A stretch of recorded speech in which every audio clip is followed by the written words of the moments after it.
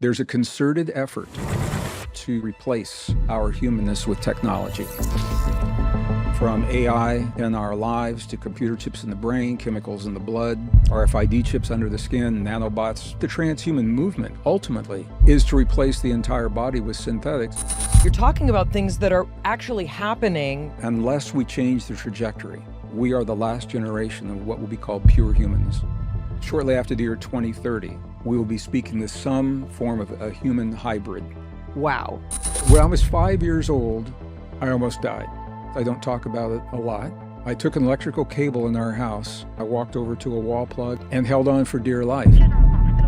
I was lying in my bed waiting for the doctor. I could see a being behind me that had my head in his cradled hands. There was a communication that happened that has been constant. The proposals by organizations like World Economic Forum, working through the United Nations, they are talking about technology being introduced to all humans at the time of birth by the year 2030.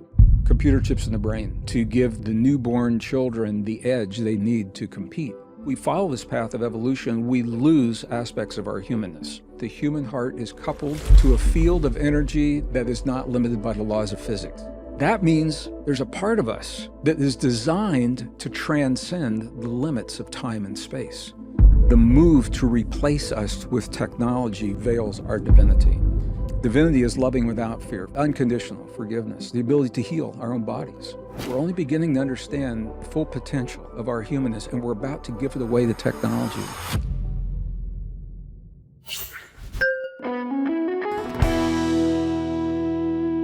Hey everyone, before we get into this episode, we have a quick little editor's note. Jonathan's camera failed as we were trying to record this episode. We did not know that until after we had done the entire episode. We have all of his audio, but no video. So that is the reason why you will see the image that you see of Jonathan. He was indeed sitting there with me and Gregg Braden. All of those are his words, and we apologize for this technical difficulty, and we will get it fixed for next time. Thank you, and enjoy the episode.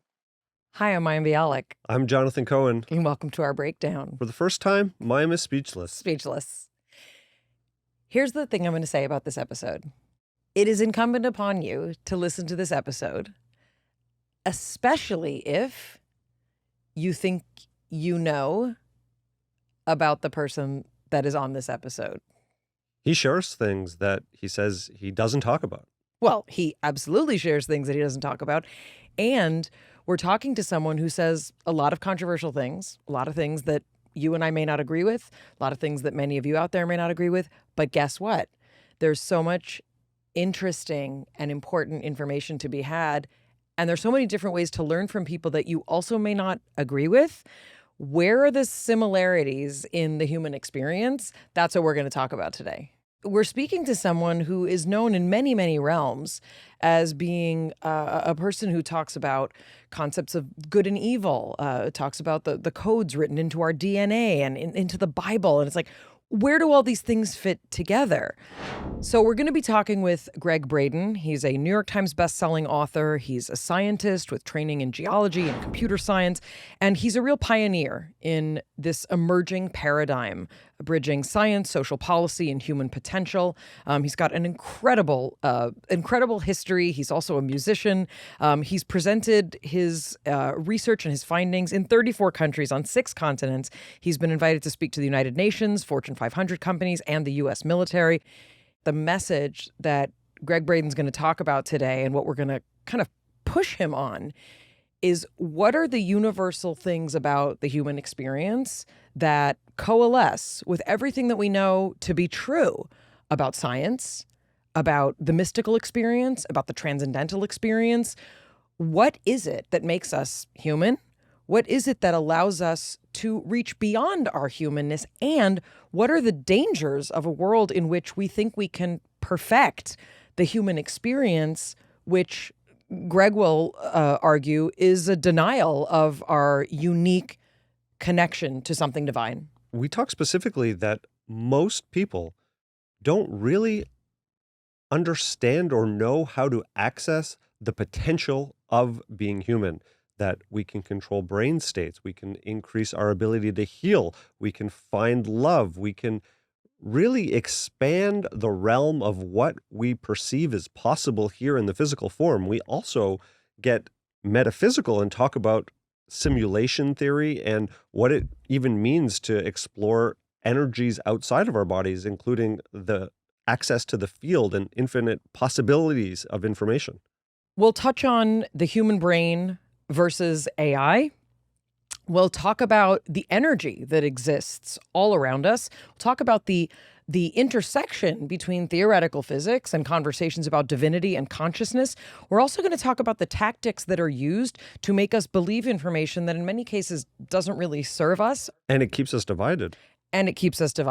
Gregg describes that humanity is standing at a precipice. There is a major inflection point coming as soon as 2030, where there are measures happening, organizations organizing to implant technology and change the very fabric of what it means to be human and have a human experience here on Earth.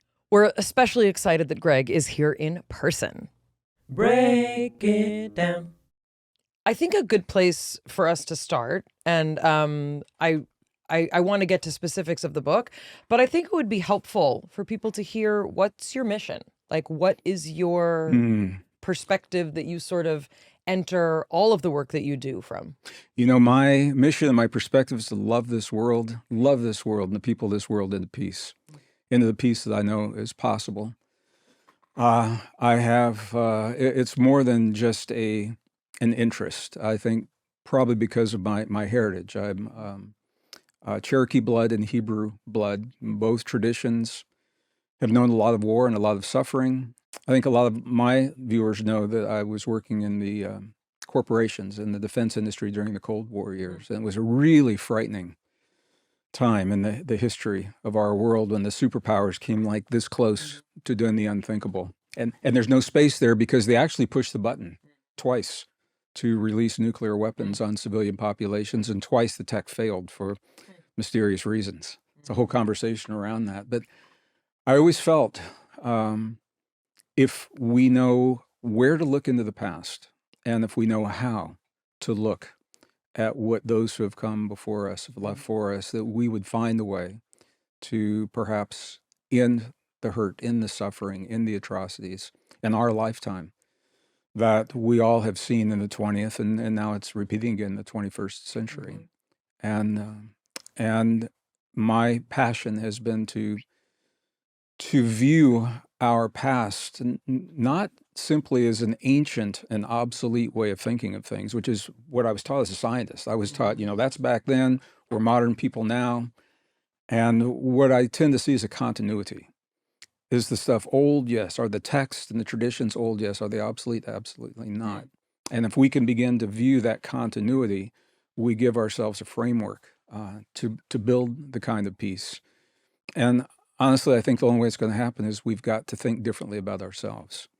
And the better we know ourselves, I think, the better choices we make, and the less we fear one another, the less we fear change in the world. So yes, it's about the world, and really it all comes down to us.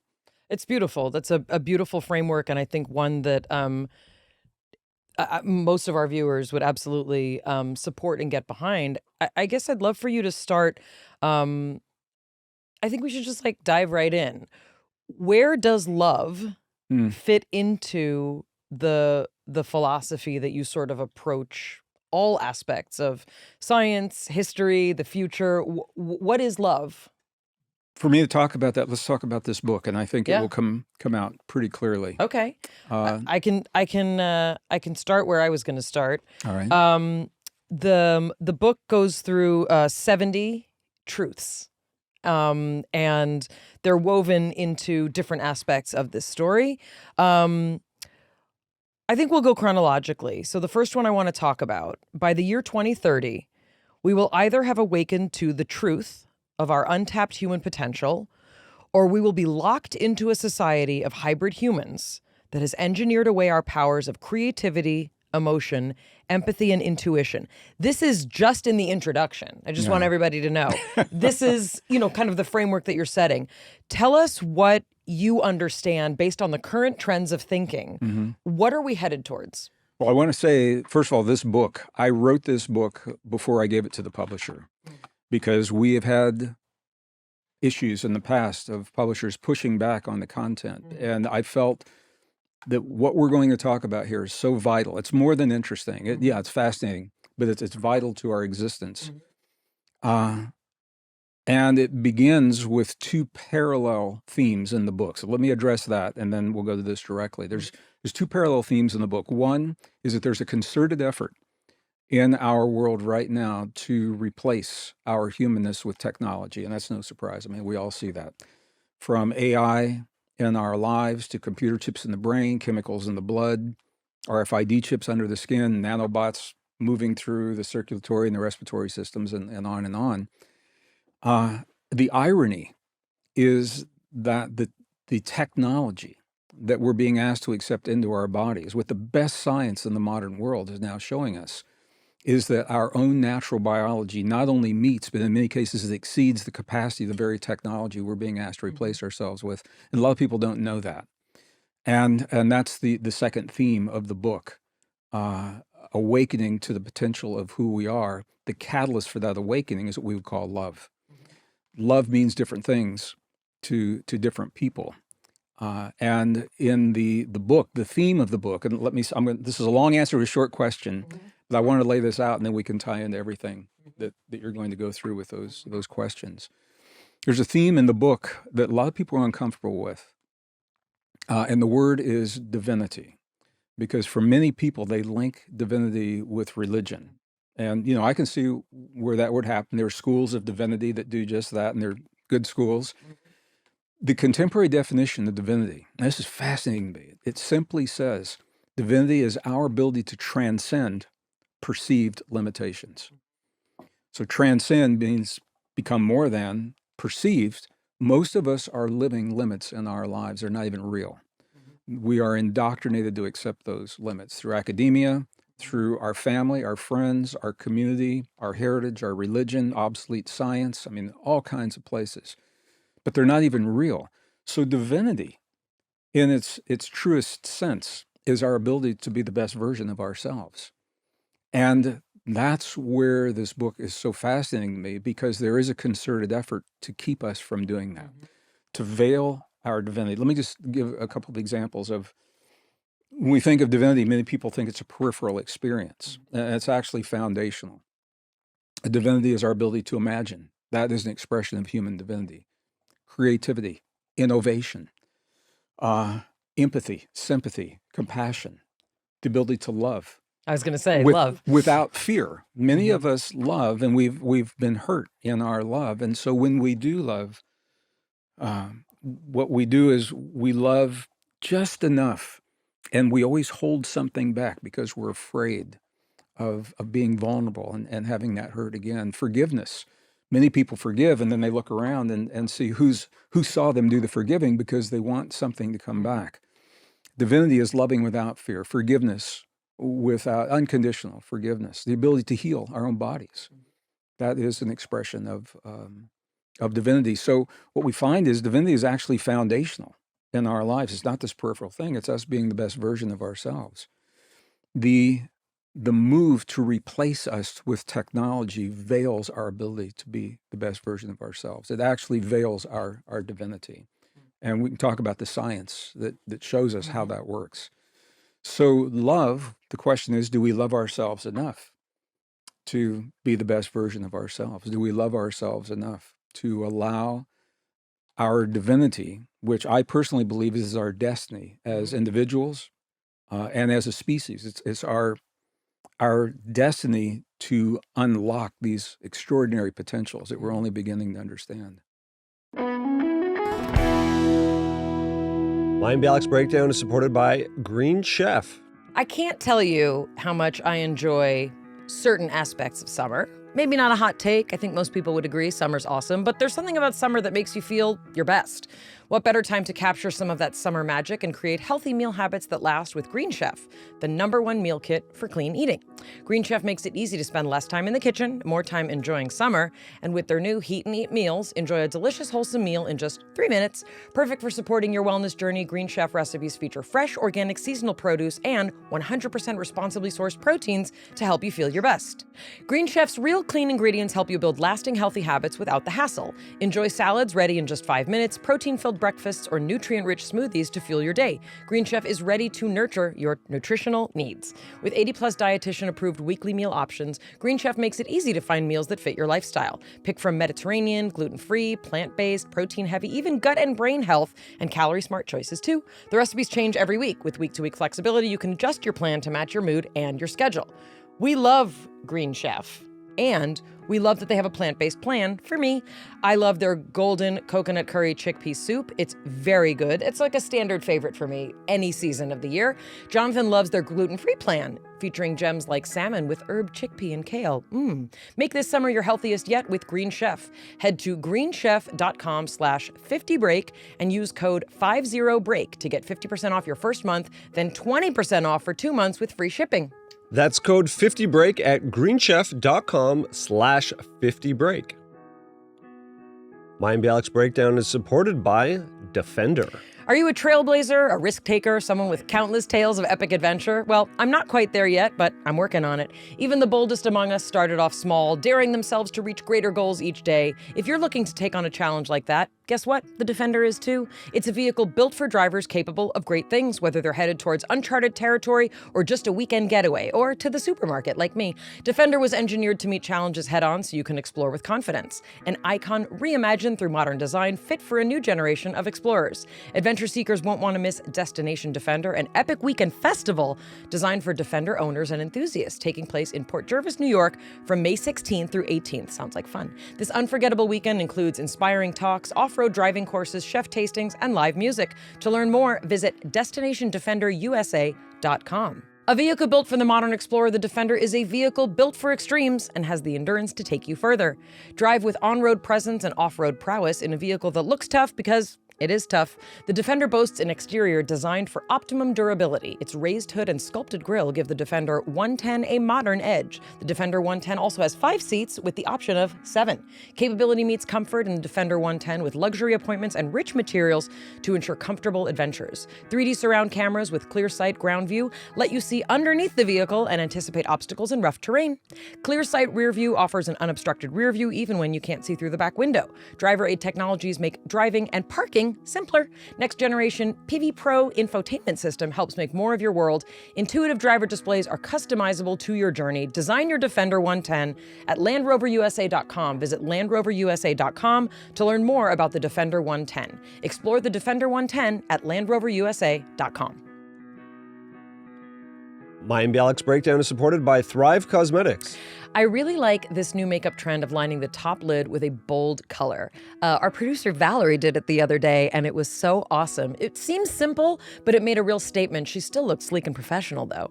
Whether you're all about simple mascara and gloss, or you want to play with bold shapes and colors like Valerie, there's always a trusty favorite you use for every look. Thrive Cosmetics makes certified 100% vegan and cruelty-free products that you can depend on for everything from simple daily wear to show-stopping self-expression. And it's all made with clean, skin-loving ingredients, high performance and trademarked formulas, and uncompromising standards. One of our favorite things about Thrive Cosmetics is they give back to a ton of causes that are important to so many of us, like cancer, domestic abuse, homelessness and poverty, racial and social justice. For every product purchased, Thrive Cosmetics donates products and funds to help communities thrive. One of my favorite Thrive products is their Liquid Lash Extensions Mascara. People always ask me, what are you using on your lashes? I get so many compliments when I wear it. It gives me fuller lashes without the heaviness and the clumping, and I love how easy it is to remove. Slides right off with warm water and doesn't leave smudges.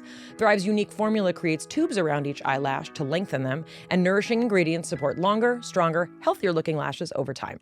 Try your new trusty favorites with an exclusive set for our listeners. New customers can get the Liquid Lash Extensions Mascara and a mini-sized Brilliant Eye Brightener at a special set price with free shipping at thrivecosmetics.com/MBB. Or save more with 20% off your first order at thrivecosmetics.com/MBB. That's Thrive Cosmetics, CAUSEMETICS.com/MBB for 20% off your first order. Your prediction is pretty specific that within a relatively short period of time, there's kind of a tipping point that we're at. Talk about that tipping point. Well, the best minds of our time now are telling us that unless we change the trajectory of where we are right now, the thinking and the actions, that shortly after the year 2030, when we speak to someone on the street or in the grocery store, we will be speaking to some form of a human hybrid species to some degree, maybe less for some and more to others. But what they're saying to us is unless something changes, very probably, we are the last generation of what will be called pure humans that this world will know, and presumably we're not living anywhere else. So we are the last generation of pure humans. And this is where the title of the book comes from. Can you talk a little bit about, I don't want people to think that you're going off into like a science fiction conversation. You're talking about things that are, but the things that are actually happening, right? Meaning you're not saying that in 5 years, everyone's going to be like a robot. You're You're talking about some of the subtle things that we see now as subtle intrusions into our humanness. There are many ways to approach this conversation. I was in a conference recently. I was on a panel, and I had a very well-known scientist. He said to me, well, Greg, isn't this the next step in human evolution? Aren't we meant to merge our biology with technology, to merge our carbon with silica? And I said, no, we're not. He said, isn't that the next step in evolution? And I said, it's a false evolution. It's a forced evolution, and we have to say that. Because if we follow this path of evolution, we lose aspects of our humanness. Just give a perfect example. When I was in school back in 1950s, 60s, early 70s, and many people when they were in school, we were taught that when we come into this world, we have a fixed number of brain cells. And that was a leverage in college. Every beer you drink, you're going to lose some brain cells, or anything else you imbibe in, you're going to lose some brain cells. So now what we know is there's a part of the brain, it's the hippocampus, that is producing new brain cells until the last breath we take on this planet. And it's not the reason to go and drink like a fish, but it tells us that our thinking was wrong. But there's a catch, and that catch is the reason I'm sharing this with you. The catch is that while we produce those new cells, if we don't engage them in a meaningful way within about 7 to 10 days, the body believes those cells are not necessary, and the cells will atrophy and die. That principle applies to the entire human body. We are essentially a use it or lose it species. We've all heard this before. So when we begin replacing facets of the human body with tech, for example, chemicals that mimic the immune system, or we begin replacing other, and I'm not talking about an occasional titanium hip, or he's got one. Yeah, it's not that. The proposals that are being put forward by organizations like World Economic Forum, working through the United Nations, for example, they are talking about technology being introduced to all humans at the time of birth by the year 2030. Computer chips in the brain, for example, to, they say, to give the newborn children the edge they need to compete in the world. What we're not being told is the downside. What do we lose? What is the price that we pay for giving away our humanness? And I just shared why this is important. Because when a chip begins doing what we do naturally, we lose those cognitive abilities. They begin to atrophy and die. In one generation, and through epigenetics, the next generation, pretty soon, we are no longer functioning the way we have in the past.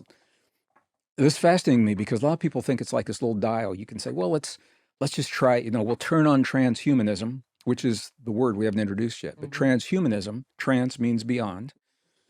So the transhuman movement is the movement to replace much of our, either augment or replace much of our biology with synthetics and with technology. And that movement is what we're talking about here. They're pushing very quickly to introduce so much of this by the year 2030, this magic year 2030, for a lot of reasons, in mass. So computer chips in the brains of young children, RFID chips under the skin.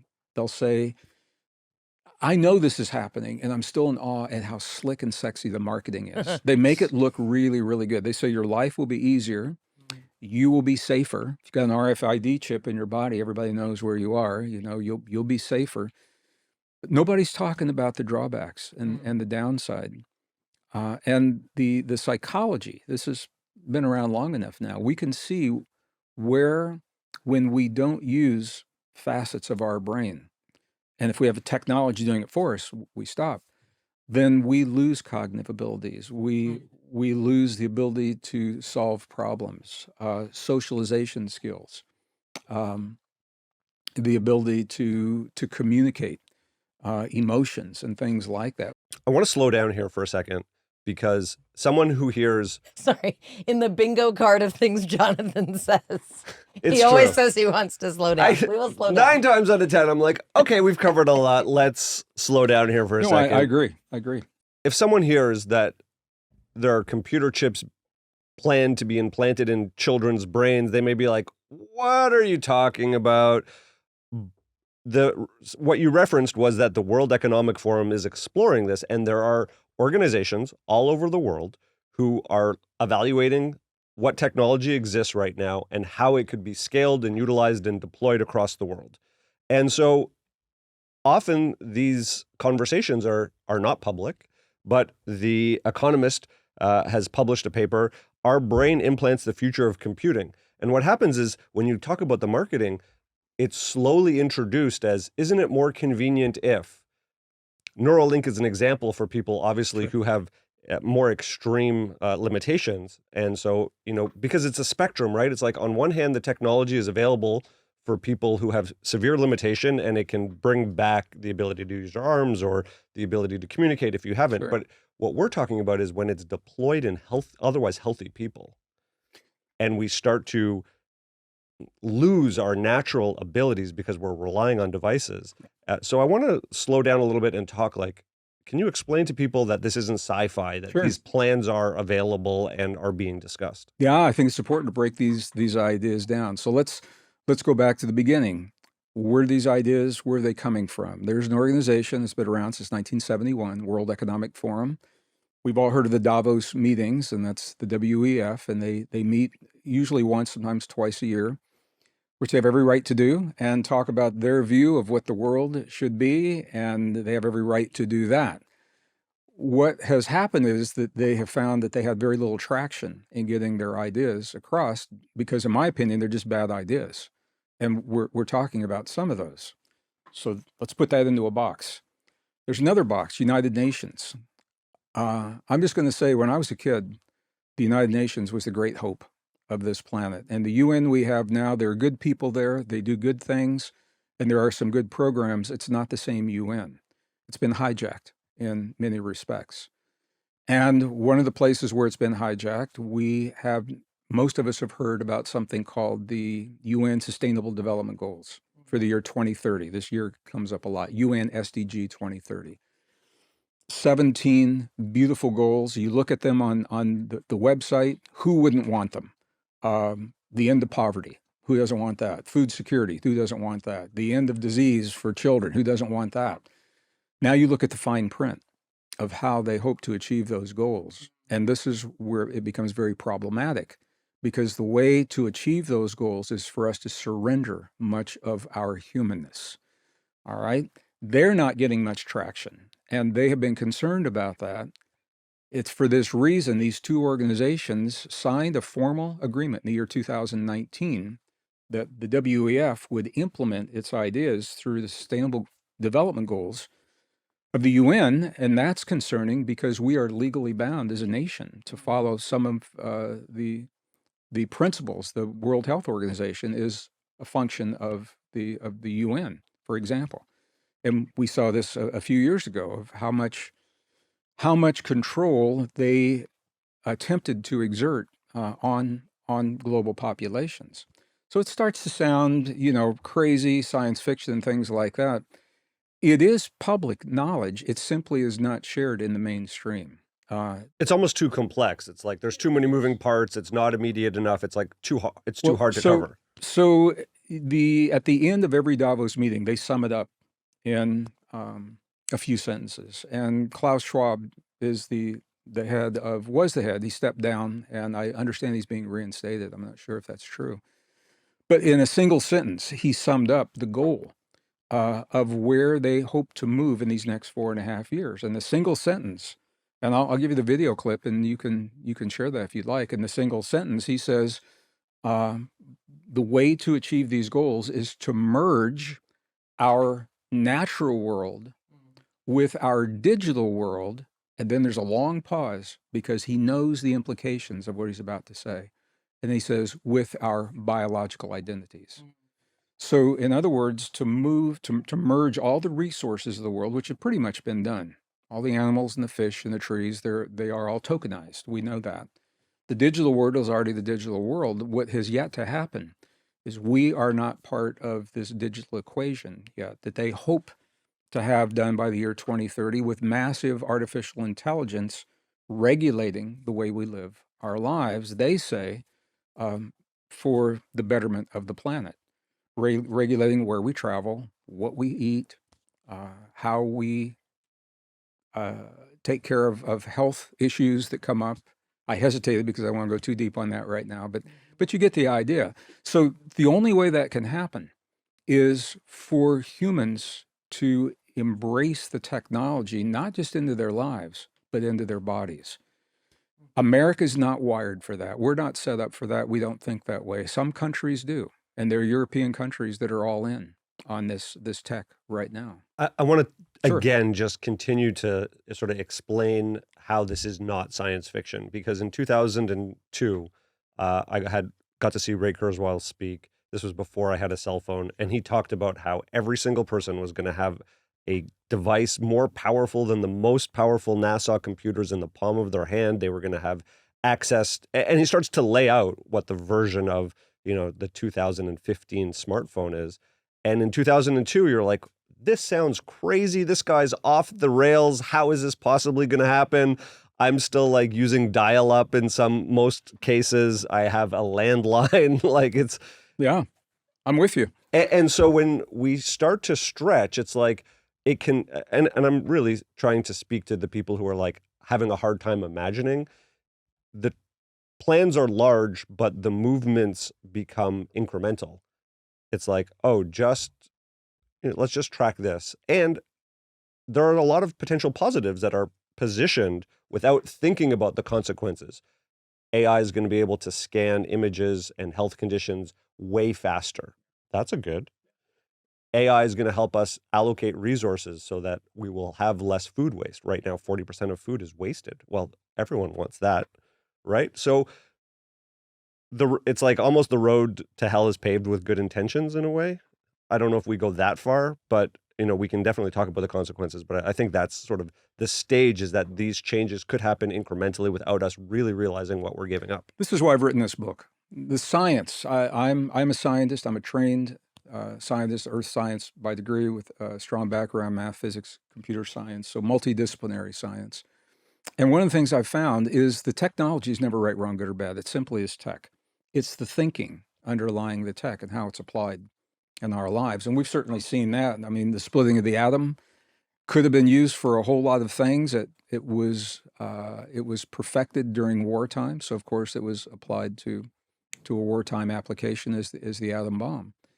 The tech, any of this tech is simply a technology. And yes, we can benefit from all of it outside of our bodies.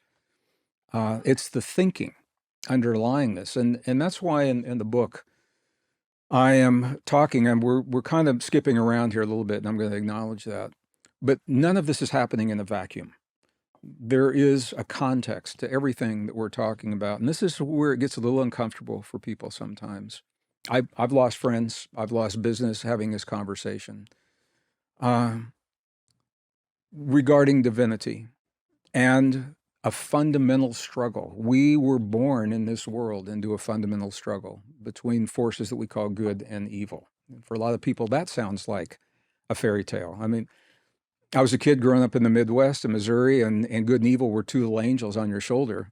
You know, a little devil here well, devil over there and an angel there, and they were always going back and forth. These are very real forces that are playing out. And the goal, you have to say, what is the goal of evil in the world? And this is why I wanted to mention the word divinity. The goal of evil in the world is to deny human divinity. The goal of evil is to keep us from being the best version of ourselves, from healing our bodies, from loving without fear, empathy, sympathy, compassion, imagination, all of these things. That is the goal of evil. So now that we have that, I think this is a really important benchmark. We now have a solid goal for what evil plays in our lives. The ability, the attempt to deny our humanness, to deny us from being the best version of ourselves. So now we've got a context and we got a framework. Where does everything we're talking about fit into that framework? Does it help us to be the best version of ourselves, or in some way does it deny our humanness? Mayim Bialik's Breakdown is supported by Symbiotica. Feeling confident in your skin starts inside, and Symbiotica gets that. Whether your goal is radiant skin, more energy, or better gut health, Symbiotica's clean, high-quality ingredient supplements you can actually absorb and trust are here to help you feel your best all summer long and glow from the inside out. They've become a staple in our routine for sure. We started taking Symbiotica's magnesium L3 innate. It's a daily must-have for supporting focus and mood. Their liquid magnesium packets utilize cutting-edge technology to deliver better absorption for better results. Keeps us feeling our absolute best, and we're big fans of the yummy vanilla cream flavor. I love how stress-free Symbiotica makes sticking to healthy habits. Even during vacations and road trips, the packets just go right into your bag whenever you need support. Stay consistent this summer with Symbiotica. If you've been feeling off lately, give it a try. Made a huge difference for us. Go to symbiotica.com/break. Get 20% off plus free shipping. That's symbiotica.com/break for 20% off plus free shipping. Mayim Bialik's Breakdown is supported by IQ Bar, our exclusive snack sponsor.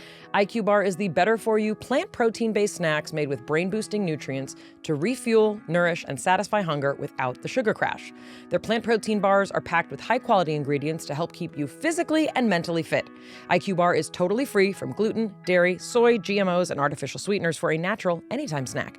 Try any of their 9 delicious flavors, including mint chocolate chip, chocolate sea salt, banana nut, toasted coconut chip, lemon blueberry, peanut butter chip. With over 20,000 5-star reviews and counting, more people than ever are starting their days on the right foot with IQ Bar's brain and body boosting bars, hydration mixes, and mushroom coffees.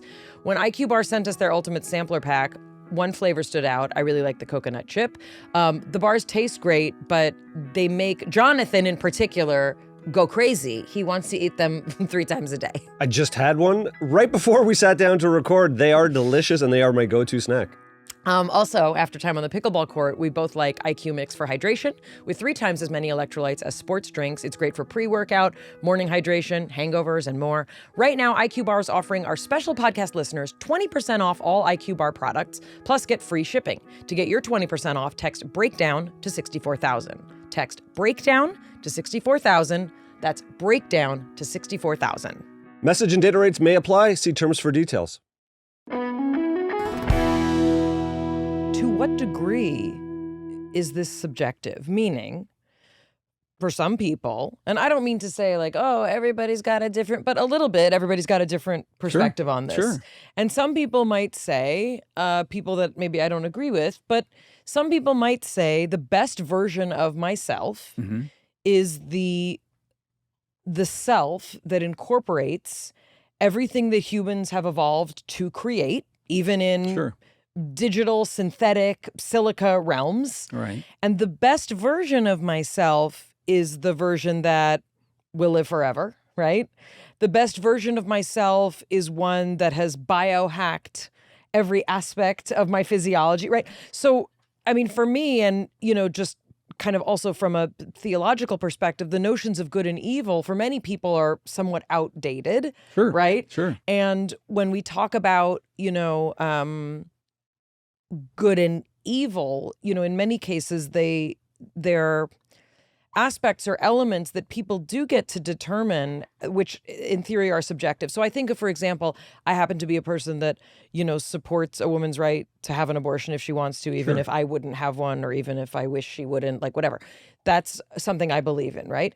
And there might be some people who say that's evil, and they would believe that it is in this woman's highest good to be stopped from making that decision. And I know this is a exciting concept, everything but you're saying is precise the reason why we need the benchmark. got it. So if you go back to the benchmark,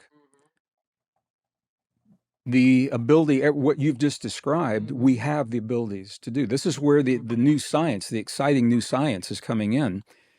The science is showing us that all of this technology that we built in the world around us, the principles of that technology, we mirror in our own biology. And that's a mind blower for most people, because we are taught from a very early age that we are a flawed form of life, that we are a flawed carbon-based form of life by virtue of our existence, and that we need something outside of ourselves to be the best version of ourselves. That makes us victims. And if you're a victim, you need a savior, and the savior is being touted as technology. Now, what we know, that's the setup right there. Young people, when they come to our live events, they worship AI, they worship the computer chips.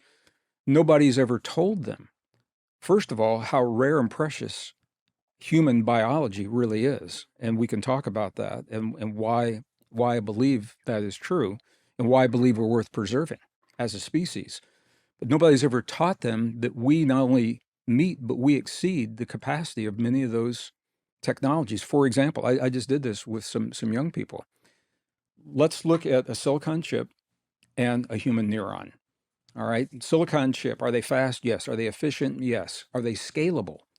You can only scale a computer chip as far as the physics of the stuff it's made of allow you to scale. So the atoms that define the silicon will only allow information to move so quickly, so the scalability is finite. Now, look at a human neuron. What is our potential? The answer is we don't know. Because every time, this is the beauty, every time we push our human biology, every time we push a brain and a neuron to the very edge of what we believe is its limits, we do what humans do. We morph and we adapt to open a new vista of potential. And a perfect example of this is brain states. I was in school, 40 hertz, 40 cycles per second was the top end of brain. I mean, the Measurable, textbooks, yeah. medical books, everybody said we can't do any more than that. And the Tibetan monks came along and they said, wow, if we do a certain kind of meditation, and they did it actually right here at UCLA in the scanners and the MRIs. And they exceeded that 40 cycles per second. And the scientists said, oh, well, okay, maybe we were off a little bit, made a mistake, but the human brain can't possibly do any more than that. And the monks said, well, if we do a little bit different, and you know where I'm going with this, because they doubled that 40 hertz to 80 hertz, then they push it to 100 hertz. We had to have a new brain state called the gamma brain state. Then they doubled that to the hyper gamma brain state. But here's on the other end, a lot of people don't know this. On the other end, they took the brain state down to less than 1 cycle per second, 1 hertz. And medically, many people think you're in big trouble if your brain state is less than a cycle per second. These monks, they were very awake. They were in an altered state of consciousness, very much alive, at will, on demand, were able to self-regulate their brain states. And the point of that is that our neurons will morph and adapt as our body does. And the other side of this, at the Salk Institute, did some amazing studies where they compared an entire human brain to a microprocessor. When I first saw this, I said, how can you make that comparison? And what they did was they equated the synapse between the neurons to the transistors on the chip. And interestingly, there's about the same number on our high-end chips, the same number of transistors as there are synapses in the average human brain. And what they found is that the human brain is about 100-fold more efficient than those computer chips. And you show that to these young kids. This is the reason I'm saying it. And they said, well, how come we don't know that? Nobody tells us that. We're only beginning. We're at the very tip of this precipice. We're only beginning to understand the full potential of our humanness, and we're about to give it away to technology in one generation before we ever even know completely what it means to be human. And the way it's happening are the things that we're talking about now. These organizations believe that through marketing, and it is really good marketing, Northern Europe, for example, Sweden is leading the world with RFID chips in the skin. So here's the commercial. You go on YouTube, you can see the commercial. Here's a guy walking down the street, blue skies, birds are singing, music's playing. He says, I've never felt freer in my life. He goes to work, opens his security door with his fingertip, because he's got a chip there. Goes to his computer, turns it on with a chip, a different chip, goes to the ATM. He's got 15 chips in his body, 15 chips. And he says he's never been freer in his life. That is a perspective. I mean, the country that brought you Pippi Longstocking is doing that?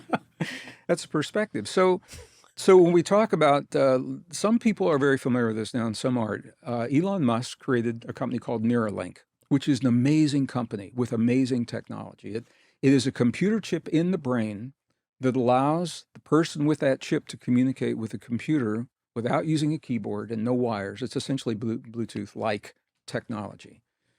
And you say that to a young kid and they'll say, sweet, you mean I can play Grand Theft Auto 3 and never use a keyboard? And you say, yeah, and they'll say, okay, bring it on.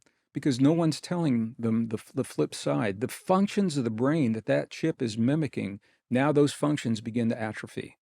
And over time, we lose those functions because we are a use it or lose it. So, but the other side of this, and this is what you mentioned, a young man or woman who gives their life in service to their country on a battlefield, a dirty, dusty, sandy, windblown battlefield on the other side of the planet, that comes home missing one or two arms or one or two legs, if that chip in the brain can speak to a prosthetic and allow them to hold their babies in their arms and feed themselves and brush their own teeth, man, what a beautiful thing. What a beautiful thing. I'm all about that. It's not the one-off applications. Mm-hmm. It is the desire to bring our populations under a form of control by having technology that can be managed by artificial intelligence. And this is what Klaus Schwab is saying. The goal, you just have to keep coming back to that, the goal is to merge our natural world, our digital world, and our biological world. When you speak about the monks, what strikes me is how much this information is missing now across the population, even if you took technology away. Technology is a symptom. It's like, drug addiction is a symptom of other things going on in someone's life. Our technology use is actually a symptom that we're not engaged in our creative process, that we don't know how to regulate our brain states, that we don't have all of these practices. By design. And this is the point. That's the point of what I'm writing about here. There's a concerted effort to deny our humanness, to deny our divinity, and if you don't like that word, to deny us from being the best version of ourselves. You could also say that deny basically understanding how to operate the mechanism of the human body that we've been given. Like, we're all dropped in and we all have these human bodies. We don't know what the potential is. We don't know how to operate them. Exactly. And that's not an accident. That is, I said, it's a multi-generational project, if you want to look at it that way, that has led us to believe that we are powerless victims. One of the reasons I wrote this book, people ask, what do you hope the reader walks away from this book with? And at the very least, I would hope they would have a deeper appreciation for their humanness and what it means to be human, and maybe even a step further, a sense of pride. That worked for me. I got that. Yeah. I did. I got that from the book. There was a lot that I hadn't considered with enough weight. And you have this, it's Human Truth 47. Truth 47. So 47 says, to live our divinity is to heal the deceptive belief that we are flawed, frail, and powerless beings who need something outside of ourselves to succeed in the world and thrive in life. The reason I liked Human Truth 47 is because this resonates pretty deeply with a lot of the work that We do. A lot of the specialists we talk to, a lot of the mystics, a lot of the philosophers, and a lot of the theoretical physicists. And most of these people have something in common, and that is a connection with something greater than themselves, right? And as you said, that doesn't have to be religious. It doesn't have to be patriarchal. It doesn't have to be any of those things. But, you know, as we talk about, you know, religion is the human attempt to encapsulate and formulate something divine, which, yes, can be used as an opiate for the masses. It can be used for war. It can be used for hatred. It can be used for evil. But at its source, this notion, which I really, you know, as a scientist who is a believer, I loved that connection that you make. And I think that's something that really does kind of, it speaks to addiction. Right? Oh, yeah. We keep seeking outside of ourselves that to fill that the God-shaped hole is what 12-step programs will call it, right? We keep seeking outside of ourselves, and guess what? Self-love, right? Loving kindness, what Sharon Salzberg and Joseph Goldstein like brought over It from the unlocks East. an entire potential that we're There's not a whole accessing. correct. There's a whole world waiting and that's why I first asked you about love, because love is this sort of higher vibrational frequency, right? That we have the biological ability to resonate at. And the other connection I made, which I did not realize you were going to make, has to do with coherence. And this is not an advertisement for heart math, but I started using heart math and I learned that the feeling that you get when you not force yourself, but when you encourage yourself to experience loving kindness, compassion, patience. I mean, I usually think of my hairless cat because he was my favorite. And my coherence starts to rise. My body wants to feel a sense of coherence. So it's like everything got linked in when you think of, we keep looking outside of ourselves, whether it's tech, whether it's drugs, whether it's religion, right? Whatever guru you want to follow. It all really does come back to this notion of like, what was I born as a human with consciousness sitting at this table right now? What was I born naturally able to tap into? Right. And then, that is healing. And for me as a scientist, the question then, once I understood that and I want to talk about some of the experiments, then the question was, how come I don't know this?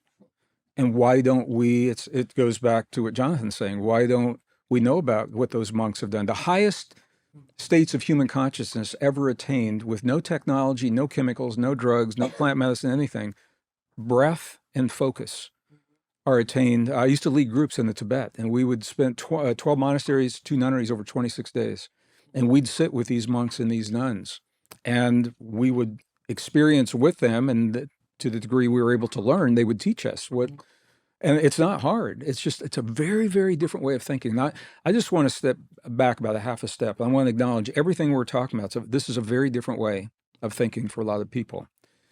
I think it's important now because it gives context to what's happening in the world around us. You cannot separate the events of the world out there from what's happening in here. And I'd like to talk about that before we finish this conversation as well. But let me go back to science. I think that I had to leave, I wrote the book and then had to leave a lot of the book out to meet the parameters of the publisher. So they wanted a certain size, certain number of pages. There was an experiment that was done in 2022, and this is kind of a mind blower. And for people that weren't alive in 1972, this may not mean a lot, but there was one of the first computer games ever created was a game called Pong. I had Pong. Pong was such a simple game. You would think the Messiah landed in my living room. It was. Well, I was working. I was in the university at the time, working in the remote sensing lab at Colorado State University, and we had computers that were tied to. We had a monitor tied to a mainframe. You know, we didn't have desktop computers then. And this thing came out, and it was just a very rudimentary. It's like a badminton game, a tennis game. All right. If that. But it's pervasive. It came out in 1972. Okay, so here's the experiment. I remember the smell of the machine. It smelled like burning plastic. Not. Were you burning up like- your Pong machine? No, it was just like it would get hot, like it's, anyway, go ahead. You remember people used to come away from the lab or working long hours and their face was red because of the radiation coming off that screen. Delicious. Yeah, before they changed the way the screens were set up. I remember that. So here's the experiment. 2022, scientists took some human neurons and they put them into a petri dish, not attached to a human. All right, and they had a special chip that had little ports where they could put the dendrites from the neurons into the chip. So now you've got a interface, chip, a neuron interface, and they put it into a computer loaded with Pong. All right, here's what happened. They fired up Pong. Those neurons began playing Pong, and the longer they played, the better they got. They learned from their mistakes. And so now here's the scientists. They're up against a little bit of a quandary here. Where do the instructions for Pong live? And so now they're looking, are they in the neurons? Just like, I remember when I was a kid, Einstein had died just before I was born. And I got to see part of his brain. They thin sectioned it in the University of Kansas to see what made his brain different from everybody else. And the answer is it looked pretty much like everybody else's, except with one exception. He had a lot more folds for more surface area. So scientists they're looking in his brain. Where's E equals MC squared? I think it was all the chicken soup his mother was making him. maybe, I don't know. So they were doing the same thing with these neurons. How the neurons know how to play Pong. This is where science will either have to allow their discoveries to lead to the story they tell, or what they're doing now is they're trying to force those discoveries to fit into pre-existing ideas that now are obsolete. What the science, traditional science, is trying to say is that we're it. They're saying that consciousness is in the cells, consciousness is in the brain. What this experiment showed was that those neurons are literally biological antennae. They're tuned to something that is not inside the neuron. They're tuned to a place in the field, and we now know, July 4th, 2012, this superconducting supercollider in CERN announced that there is a field underlying all existence called the Higgs field. Peter Higgs predicted, he got to see his prediction come true. There is a field, and it's no longer a question. The question is, what is our relationship to that field? What does it mean? That field has many names. We know energy is information. So that neuron literally is a biological antenna tuned to the place in the field where Pong is pervasive from all of the years. So in all the years that it was there's a Pong has always existed. We just needed to draw it from the universe. Here's the shift. Scientists began right after the Cold War. The Russians were way ahead of us on this. And I remember we were reading Russian research papers during the Cold War, thinking, what are these guys doing? But they began to look at the human body less from a sticky, gooey, mushy, wet, cellular perspective and more from an IT perspective, information technology. Now, that's a way different way of thinking about the human body. They're looking at the components of the human body as transistors and resistors and capacitors and batteries and circuits. One of the things they found is that human DNA, and there's the proceedings from the Journal of Soft Computing actually published this, and this is a quote from them, that human DNA functions as a fractal biological antenna, a 3D antenna. Well, an antenna is tuned to a signal. Fractal antenna is picking up a lot of signals across a broad bandwidth of information. And it suggests that we are in communication with something. And I think this is how science is going to find the common ground with spirituality. Two very different perspectives, but they're saying the same thing. The same thing. Contemporary language is, science is a contemporary language of a lot of the mystical traditions. So if that DNA is an antenna picking up something, the DNA in those neurons is tuned to a place in the field where Pong lives. Our DNA, our cells, in our neurons and throughout our bodies. We have neurons in the heart, we have neurons in the brain. the Journal of Complementary and Alternative Medicine. And I love this quote. I didn't know we'd do this, but I'm going to do it from memory. It said, there's compelling evidence to suggest that the human heart is coupled to a field of energy that is not limited by the laws of physics. That means there's a part of us that is designed to transcend the limits of time and space. That's deep intuition. That's how a mother in Australia, I'll talk about this in the book, she knows when her son in Afghanistan is in trouble before his commanding officer does, because she intuitively picked this up. There has to be a communication. Now, we talk about it anecdotally, but what is that information flowing through? It's throwing through that field. Right. I mean, we had Thomas Campbell on, and he's a physicist who explained the whole thing very plainly. Yeah, it's very clear to him. Oh, it's a field, and there's a field of consciousness. And we said, what about the Akashic records? He's like, sure, call it that. Well, there's that was easy. Call it the field, the Planck field, the 0-point field, the matrix, the divine matrix. The point is that it's only through this biological mechanism that we attune to a part of ourselves that doesn't live in this physical body.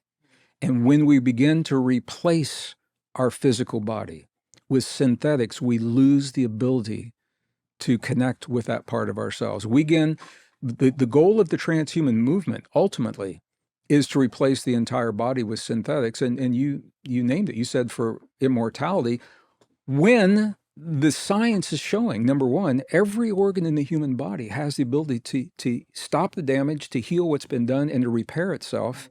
Even the organs we were told could not, brain tissue, spinal cord tissue, heart tissue, there's a catch. They have to be given the right environment to do that. Well, and I think also, one of the other concepts that sort of needs to be exploded out, when you talk about this, when you think like this, I'll use longevity as an example.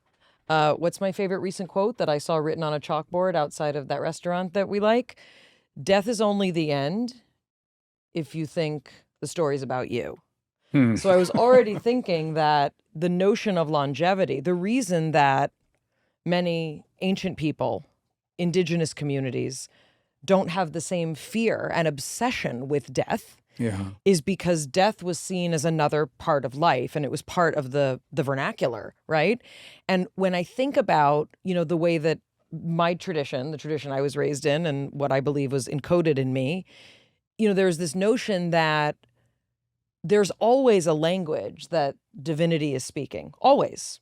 And for some people, they find it in the sky or the stars. For some people, they find it in love or in work that they do. That language is constantly being spoken. The thing that changes is our ability to hear it, right? So the notion that if you read the Old Testament, and I'm much more versed in the Old Testament than the New.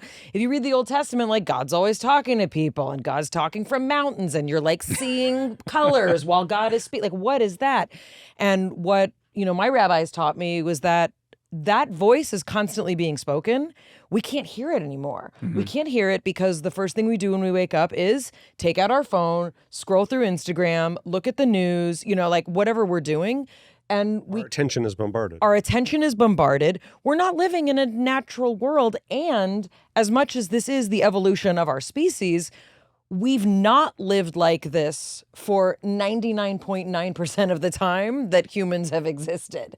This is all very new. And I say this all the time. I'm like, buildings? What? We're in cars? There's a thing, I'm talking to you, I have consciousness. That's crazy. For most of the existence of human beings, we've not been living like this. This is an adaptation that we're trying to adjust to. Absolutely. And the bigger context is I think we all sense we're barreling down the road towards some kind of convergence point. I think everyone feels it. It's like a rubber band has been stretched so far, something's got to give. People say it in different ways.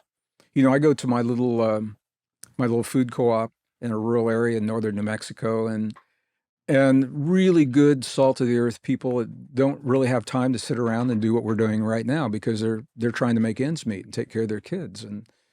But when I see them there, what they'll say is, Greg, something's wrong. We know something's wrong. And the way they identify it, they say things are moving too fast. The changes are happening to us, not from us. We need to go back to basics. But are we just being Luddites? Are people who say that just like, oh, we can't take all this technology, I want to go back to the good old days. What's your response to that? My response, and again, I'm a systems thinker. None of this is happening in a vacuum. That's why I'm going to go back. There is a fundamental struggle we were born into between the forces that we call good and evil. These aren't metaphors. I'm just giving an example. I was in London in a hotel room October 7th of 2023, about to go on a stage. And the events began happening in Israel. And I was watching live TV feeds from Eastern Europe and Asia. America was asleep because of the time difference. And I had to go on that stage acting like everything was okay. And I was just in tears. I came back to my room that night to see CNN. America was never allowed to see what happened in Israel on that day for different reasons. YouTube says it violates community guidelines. There's a narrative that those events did not fit. The horrors that unfolded on that day are nothing less than pure evil. It's not a metaphor. And it wasn't incited by the rage of pent-up people. This was by design. And most of America doesn't know that. And because of that, it's divided us by design. Because now there are people that say it never happened. If it did, I would see the pictures, prove it to me. And I want to say we're probably blessed not to see those pictures because you don't want those indelibly stamped into your mind. You don't want to see what evil can do to someone else. There's a fundamental force and it ebbs and flows. And we're living at a time, a convergence point, where the technology is being used to veil our potential. That is an expression of evil, to make us vulnerable and susceptible to an agenda that is not good for us and it's not good for this planet. This isn't a conversation that could be happening at any time in history. There's a reason. There's a process that's unfolding. There's a beginning, there's an end, there's a timeline, and we're in it. And the only way out of this is to go through it. In my opinion, love is the answer. Do we love ourselves enough to embrace the deep truth of what it means to be human and to preserve our divinity? Or will we succumb to the shiny objects in front of us and the dangling carrot of giving our humanness away in exchange for the speed of a computer chip or the safety that we feel when we give away our sovereignty? And I don't know the answer to that, but we aren't going to have to wait long to find out. It will be decided within this lifetime. We're making that choice in this lifetime right now. And I'm advocating, I believe we're worth preserving. I'm advocating strongly for our humanness. You talk about 3 indoctrination tactics, and you just mentioned one. So I kind of want to go into that. Does it make sense what I just said? Do you have other guests that talk? I don't know. I listen a lot to Sam Harris. I like Sam. And yeah, I like Sam very much, and we were colleagues together at UCLA. He speaks of this in from a political perspective, and from an historical perspective, which is it is a very similar conversation. But I think what's interesting is the notion of, especially social media, and the way information is being presented to us. And that's what led me to sort of connect it to the tactics that are being used. Yeah. So you talk about these 3 tactics. What are the ways that this kind of information is either being misrepresented or not represented? This is where that benchmark came in that we did early on. This is why I wanted to do it early on. Anything that denies our divinity is an expression of evil, even things we may not think they are. Do those events bring out the best in us, or do they deny the best within us? So there are many forms of evil. There's kinetic evil playing out in the battlefield. That's obvious. There's psychological evil. That's less obvious. There's technological evil. The devices being placed into our bodies that replace our natural abilities in mass. If we're all going to put computer chips in our brains and we lose those cognitive abilities, that's not good for us. So in the media right now, in the algorithms, and I know all of our listeners are experiencing this. So here's an example of what happens. Kids will go to their YouTube channel and they'll find out what's going on in the world. And the parents are going to their YouTube channel. Well, the way the algorithms are set up is they will feed you the kind of information that you've just searched and create what is called an information silo. So you are inundated with so much information and you think it's so pervasive. Everybody must be seeing, what you're saying. Meanwhile, the kids are seeing the same thing, which is completely different than what you are. Now you sit down at the family dinner table and you try to have a conversation about climate change. All right. And you are now a polarized family. There is a concerted effort to break the social bonds that hold our civilization together. And it's not an accident. It began right around 2011. It was the Occupy movement, the rich against the poor. That's an important conversation.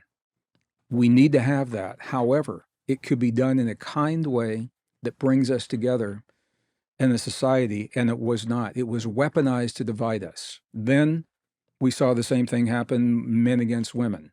Then we saw blacks against whites, Christians against Muslims, Jews against Muslims, and now it's adults against children, male against female, gender against gender. Every one of those is important, and we need to have the conversation. Everyone is being weaponized to break the social bonds that hold us together, and a lot of it's coming through the media, the way that we see it that come up. Another example, I'm going to use climate change. As a geologist, I'm very passionate about this. You believe in it? Climate change is a fact. I've been talking about it since I've been talking about it since 1979. It's also a fact that humans are not causing it. Humans are not causing it, and the real scientists know this. Farts. It's not the cows. I'll tell you. I mean, NASA knows this. NASA knows that over 90% of the CO2. There is an increase in CO2. Okay, it's just I made a statement, and I just want to justify this. Is there more CO2 in the atmosphere now than there was 10 years, 20, 50, 100 years ago? The answer is absolutely yes. Is it a bad thing? The answer is no. Is it the most we've ever had? We're right about 440 parts per million right now. In geologic history, we're looking Cretaceous over 1,000, or the Jurassic over 1,000 parts per million, Triassic 2,000 parts per million. The earth was lush, the earth was green, life was abundant during that time.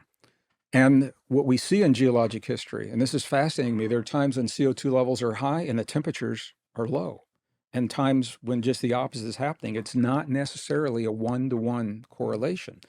Where's the CO2 coming from? NASA knows. I've got a bunch of videos on this. Over 90% of the CO2 is coming from the oceans, warming. Warm water holds less gas. Here's the kicker. The oceans are warming from underneath, not from the top. If it was from the CO2 on the top, the warming of the air, it would be coming from the top. It's warming. The glaciers are melting from underneath. The CO2 is coming.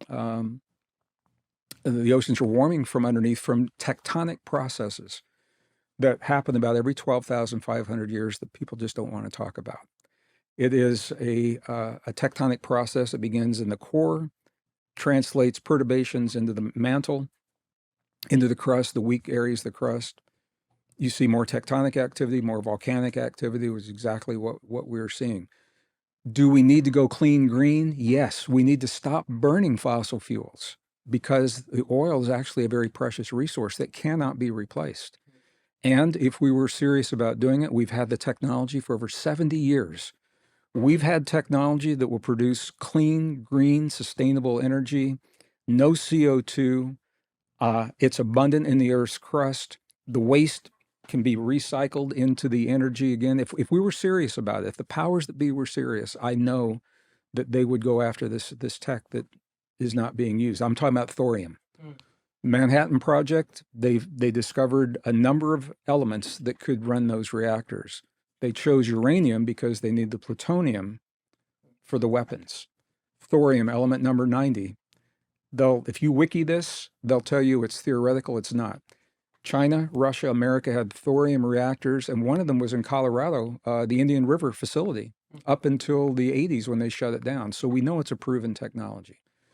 we go on and on with that, but all to say that that we are not the cause. It's been politicized and it has been hijacked. The idea has been hijacked. So how does that work out in terms of media? We've had leaders come on and say the science is settled. And the minute somebody says the science is settled, that's a red flag, because science is a living body of information. It's designed to be constantly upgraded when new discoveries come to light. They'll use the urgency of a situation, say the science is settled, to force us to accept their idea of a solution. We all saw this during the pandemic as well. The science is settled, you must do these things. When the science continues and reveals very different kinds of information. So when someone uses the urgency of a situation and says there is no discussion, that is a tactic that is used.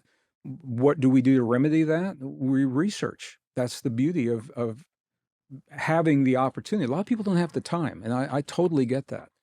But the information's out there. Go to multiple sources, independent sources, and look at Harvard, look at MIT, look at where the research is coming from, and you will find it counters what many of our leaders are saying to us. Then we're faced with a choice.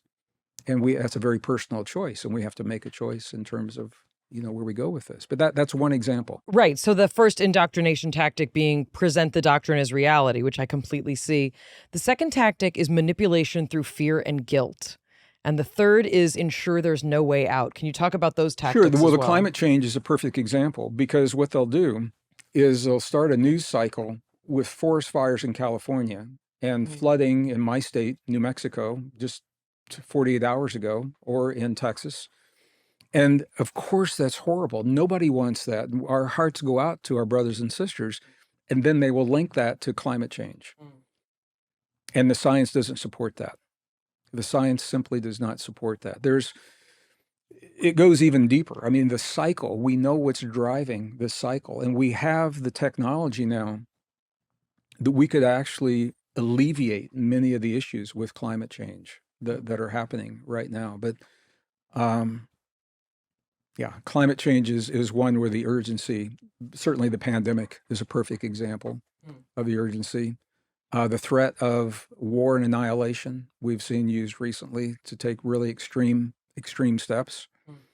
And it's all being done through media. In your media silo, your silo will tell you that's the only way to go. But if you're able to break out of that silo, you'll see way different perspectives based on really good information.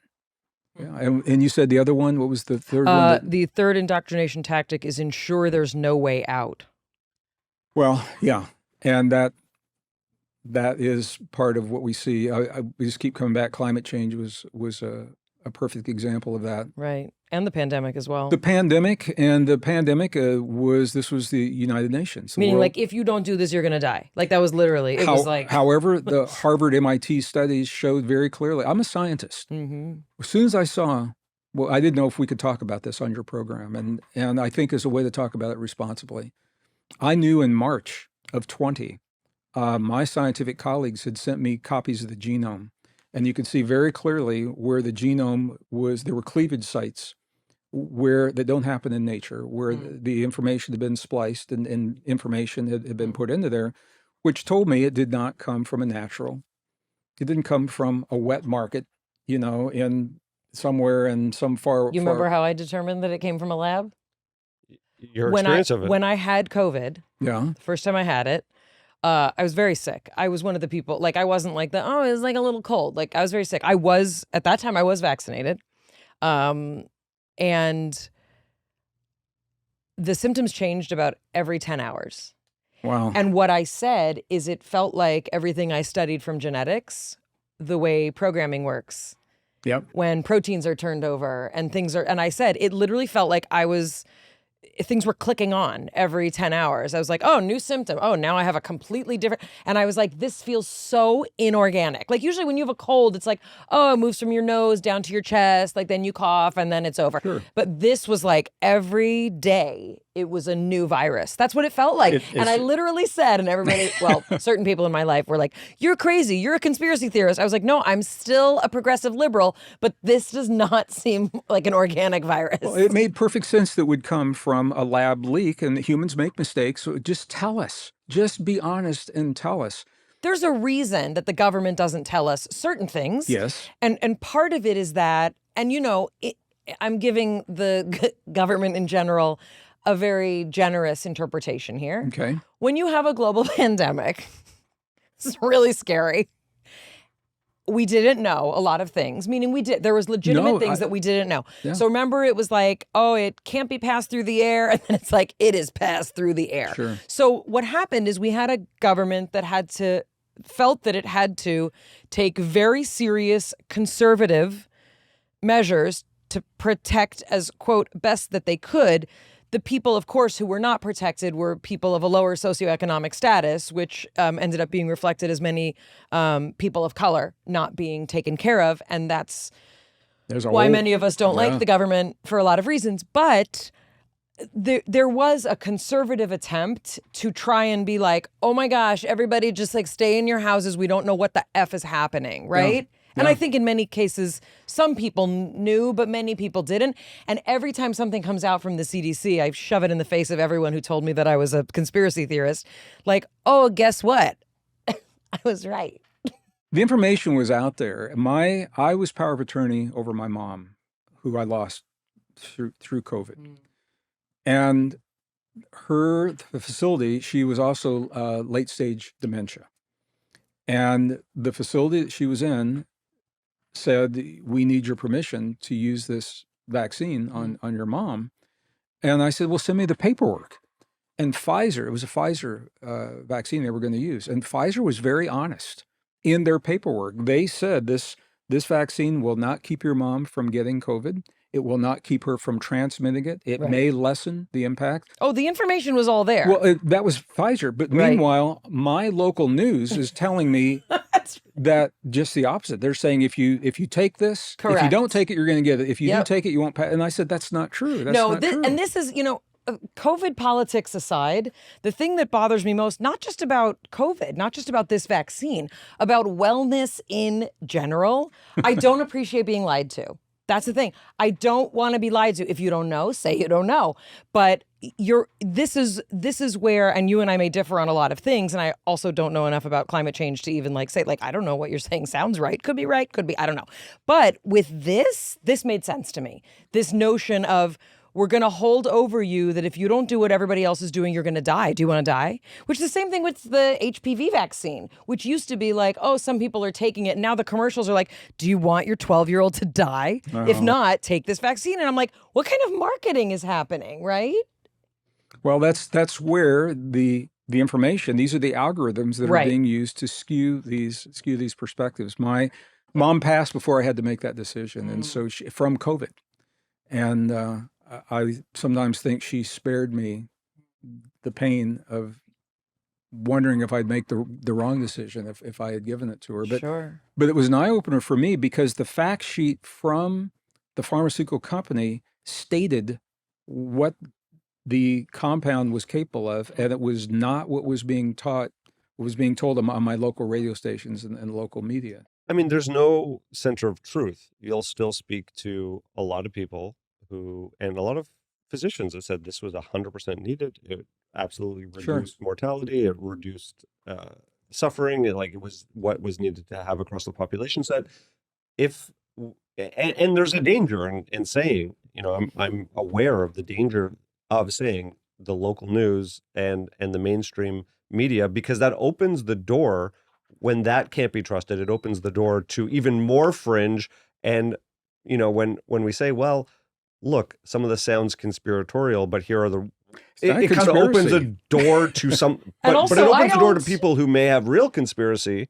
And also, I want to say, I don't know, I literally don't know enough. I know the things that don't make sense to me. I know the things that I don't appreciate. Sure. I don't have the level of certainty that you do, and I don't have a level of certainty in many cases that you do. I'm just saying that, like, I try and call it when I see it, and we weren't being told, and we're not told in many cases what's happening. And part of the problem, I think, is we do have a current administration, which this is not a political statement, but by definition, the current administration has said, do not trust the media, do not trust the news. We will tell you what you need to know. And that's just dangerous, whether you're a Democrat, a Republican, a socialist. You don't want the Republicans to do it. You don't want the Democrats to do it. I don't want anybody doing that. This is why the remedy is to search independent media. And it's out there. You can go to the peer-reviewed scientific journals, and they can be skewed. They can be. And Sure. and I've seen them publish things and take them back. But more often than not, you're going to get a pretty straight answer. It's usually, we're not sure. That's Well, usually the what, problem like, is science sometimes says. papers are hard to read, and a lot of people aren't accustomed to reading those. It's not easy access. It's much easier just to listen to your It's local. time consuming. Yeah, and all those things. So the information is out there. But you're asking, this is one of the ways that we are driven to make choices in our lives, and sometimes those choices aren't good for us. Why would that happen? That's where you've got to go back to that bigger, it's not happening in a vacuum. There's a concerted movement to move populations and to lead us to think in very, very specific ways. In my opinion, they're not good for us. And these are all examples of how that happens. If there's a struggle for our divinity, how do we win that struggle? And this is where a very deeply spiritual evolution happens here. Because the idea of winning, that's an old idea of conflict against conflict. We don't want to win, we want to triumph.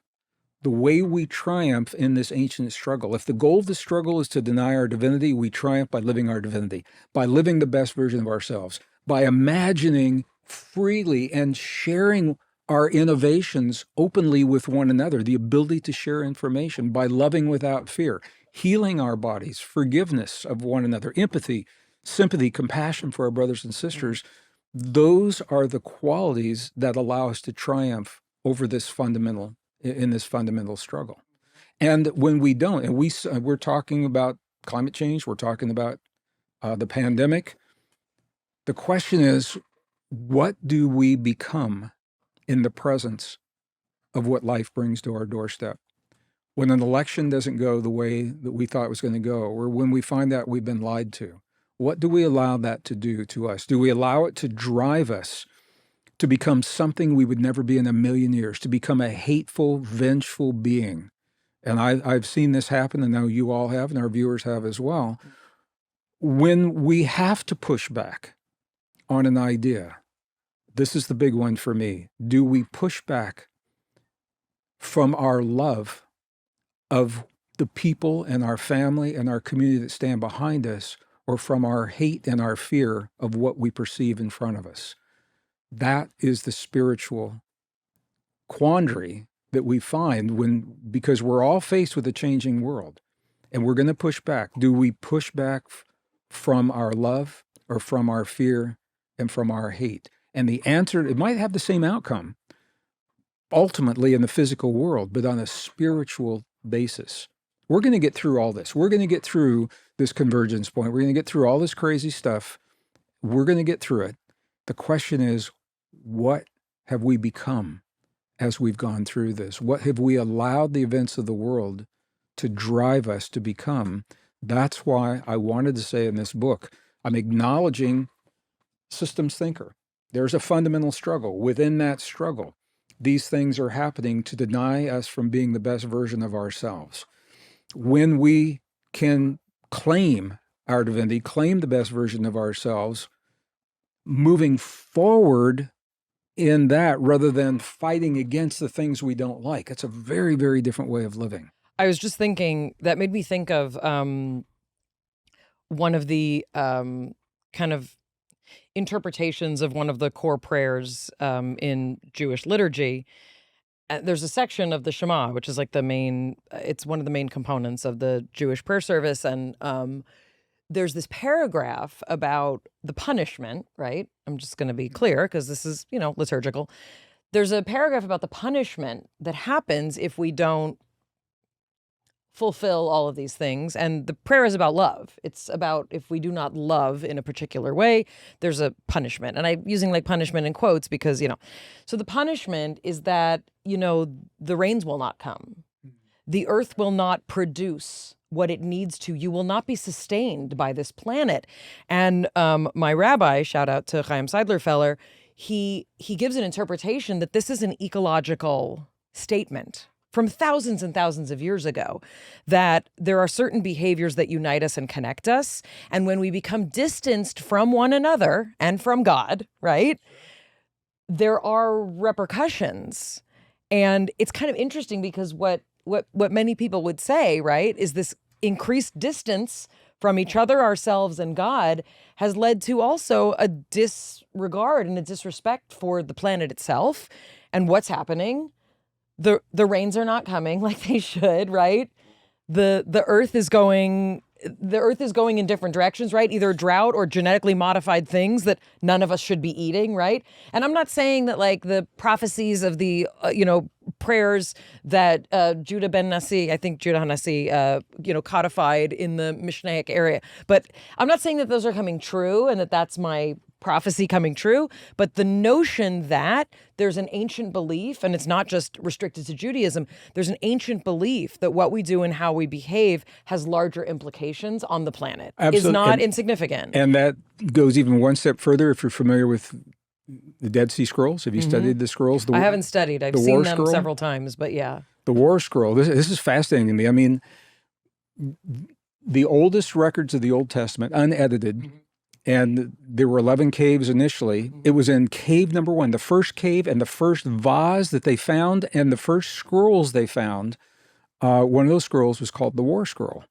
And they did not want that to be released to the public until, and they didn't until 1995. And you have to say, what could possibly warrant the time and the energy and the money to keep that from being shared? Well, there's a piece of that War Scroll, and it describes the things you're talking about, and it goes further, and it describes a series of battles. Some are won by what are called the sons of darkness, and some are won by what are called the sons of light. The last battle, the sons of light prevail, but there's a catch, and the catch is the sons of light prevail through divine intervention. However, the people of the earth must accept their own divinity for that divine intervention to be possible. And the notion being that we're not talking about prophecy here, we're talking about a consciousness that exists, right? Has existed, again, in other traditions as well. This consciousness of a connection to the divine as, a sort of healing force. It's just, this is where language is probably insufficient because we're talking about these deeply spiritual concepts with a limited language of English, and all the baggage that comes with words like love and like divine and like evil and all of those things. I mean, there are other languages. We could talk about us living in a simulated reality and the construct and the algorithms that drive the construct and what triggers certain protocols in the algorithms. We could talk about it that way and we'd lose a lot of people, and other people Silicon Valley would love it, and they do. But I think this is where it's important to look. Are we living in a simulation? The odds are greater than.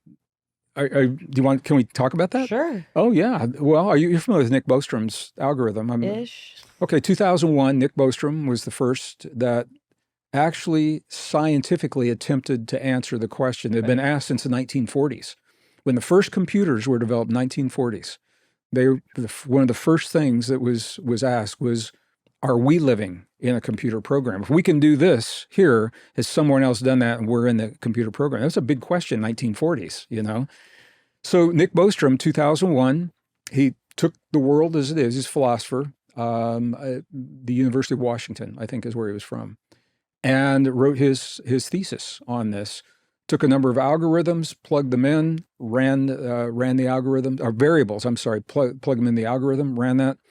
The odds came back that it's greater that we are in a simulated reality than we're not. This is probably not a base reality, that we're probably living some kind of a construct. It flows with almost every indigenous tradition because the Hindus have always said, this is the Maya, this is the illusion.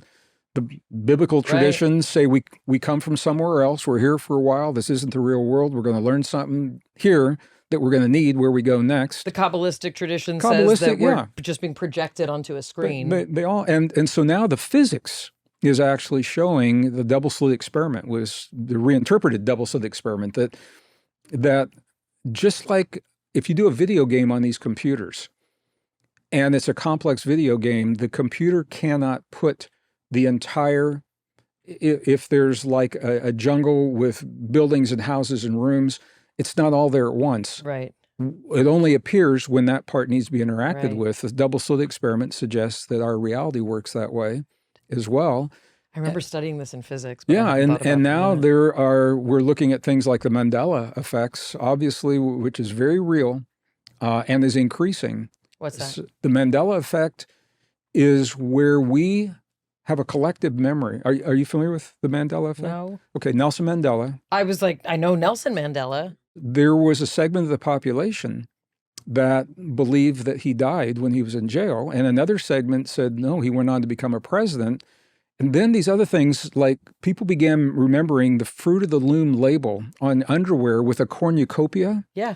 That they say does not exist. Stop it. And never existed. If you Google it, the logo says it never existed, but you and I know it did because we're living a slightly different. Hold on a second. No, it doesn't stop there. It doesn't stop there. I mean, it's the monocle on the guy. I remember a cornucopia. Yeah, I do too. But if you Google it, they'll Olivia, say, I think you're too young. Cornucopia, you're Canadian. I don't even know what a cornucopia is. Oh my God. A cornucopia it's like in his reality, there's no cornucopia. It's like a little. this is one example, it's but like there are many. A horn made of. It's like a shofar, but it's bigger and it's got spill all this, out of it on Thanksgiving. Yeah, all the fruit comes out, and there was a label in the back of my underwear when I was a kid. I remember that. So these are all instances where it's like a glitch in the matrix. It's a reset. It's a little reset. Hold on. So we have the picture here. I see. Of the cornucopia. Well, let's put it on. No, but people could have made that. But yes, yeah, but that's what you think. That's what you think. I remember this. But they're saying it never existed. If you Fruit of the Loom says they never had that logo, and we all know they did. There are lyrics. They didn't. No, they did. But there are lyrics of songs that I was singing when I was in the '60s, and now those lyrics have. What lyrics? One of them. I like folk music from the '60s, so I'm curious. Not folk music in the '70s. Mama told me when I was young, be a good boy, don't ever play with guns. Yes. And they said that's not what is it? They changed it to something, I don't know. These are all called Mandela effects that are happening. If you look it up, you're going to see there are new ones coming in all the time that are suggestive. I think they're suggestive of the fact that, like, we want to have alternate interpretations that are, in many cases, transcendental. Meaning, when you think about interpretations of events that we know about from thousands of years ago, I mean, even I don't want to get controversial, but Christianity, right? Sure. He died, he came back, right? These are all things that were in the vernacular. If we're in a simulation, if we're in a simulated environment, and I'm fascinated by this. I worked with simulations when I was a senior computer systems designer during the Cold War. The purpose of a simulation has a beginning. Scared now. No, it has a beginning. Well, it means, simulation has a beginning, it has an end. Yeah. There are rules in that simulation. And what's so interesting is, I'm surprised your guests haven't talked about this. What's interesting is in a simulation, you can always talk to someone outside the simulation for help. We're always told our existence has a beginning, it has an end. We've got rules that we're supposed to follow. And when you close your eyes and you communicate with a higher source, you're communicating outside that. You're saying, hey, I need some help. The purpose of a simulation is to learn in a relatively safe environment something you need for wherever it is that you're about to go to. And all of our traditions say we're only here temporarily. Okay, I have a question. Okay. I have a simulation and you have one and Valerie has one. Are we connected in this simulation, or my simulation is everything here? There are consensus. Do you know what I'm asking? Consensus realities, and can he come with me? I like him a lot.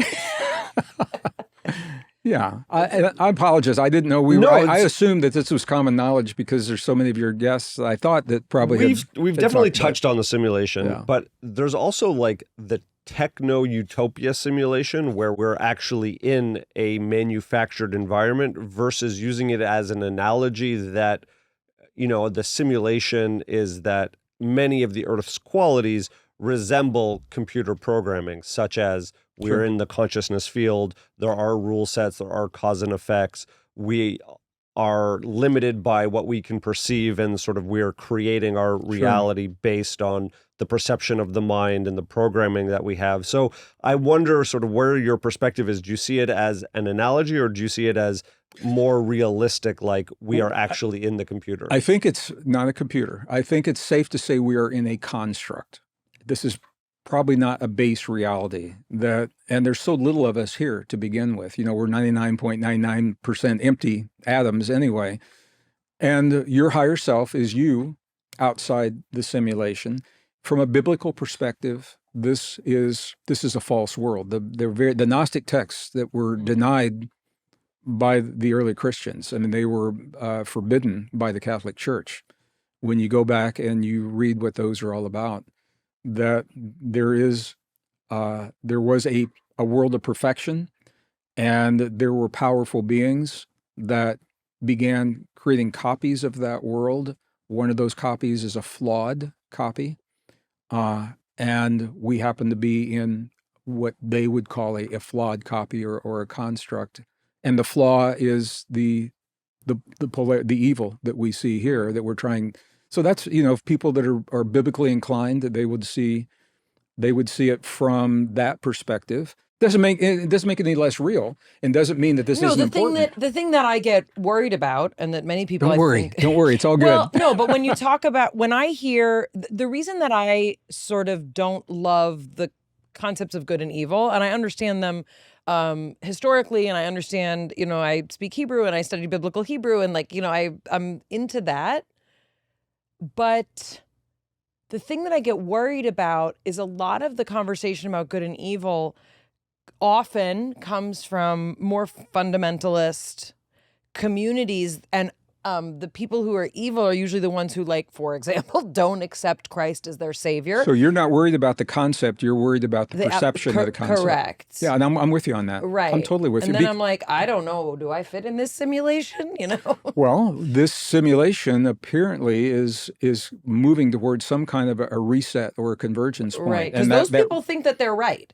They do, and that they're good, and other people are and it's all based in fear. Right. You know, if you don't do this, you're not going to make it. That's the way I'm kind of cool with what everybody wants to do. Just leave me alone.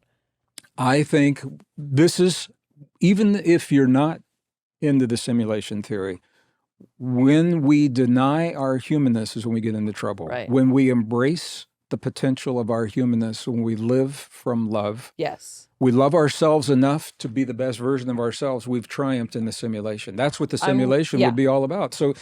Yeah, I don't think there's anything, but that's why we say the Lord is testing. But what we're seeing is a breakdown of the unsustainable systems, and they're all unsustainable right now. Financial systems, economic systems, political systems, climate systems. Right now, the way they're being engineered. Have you done geoengineering? Have you had any people talking about?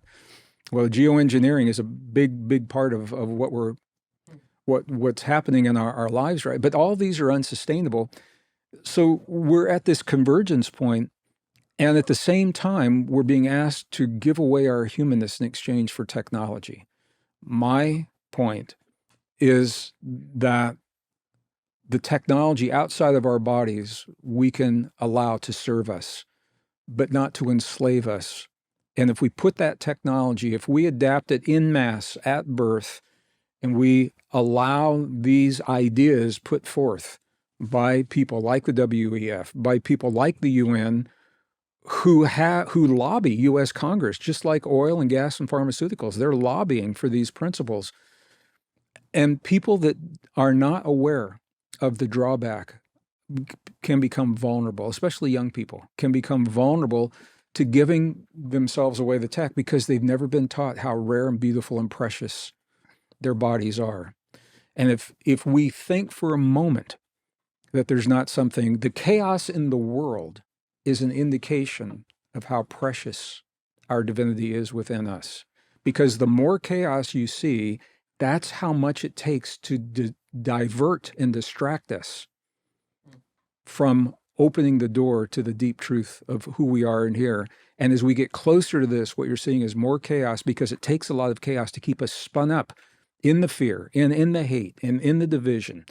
That's the big picture. Not everybody wants to look at that, and we don't have to. But that's systems thinker. You want to see what's going on. Now, what do you do about it in your everyday life?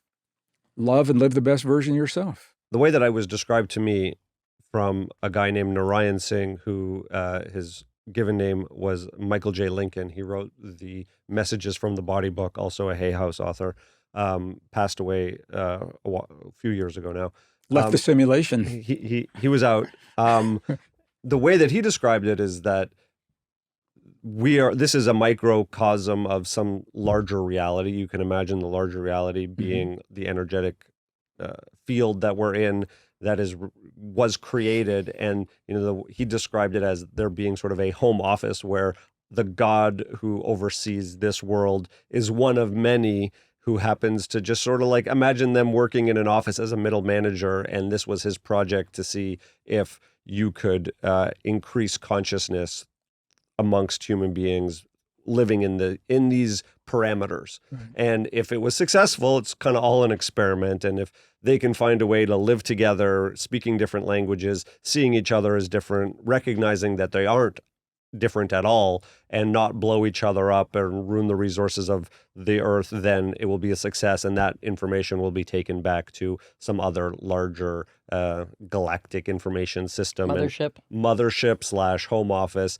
And it will then help translate that information into learning and what should be created next. So it was sort of, this is largely an experiment. And he believed that the deck was stacked in the favor of those people who want to wake up and create the next version of the human experience. But there are obstacles, and that we're going to navigate these obstacles. So you can see almost, if it's a game or if it's a movie, there are quote unquote people trying to prevent the goal. And then there are those people who are pursuing said goal. Your face is very twisted, which is great. We'll offer a reaction shot here.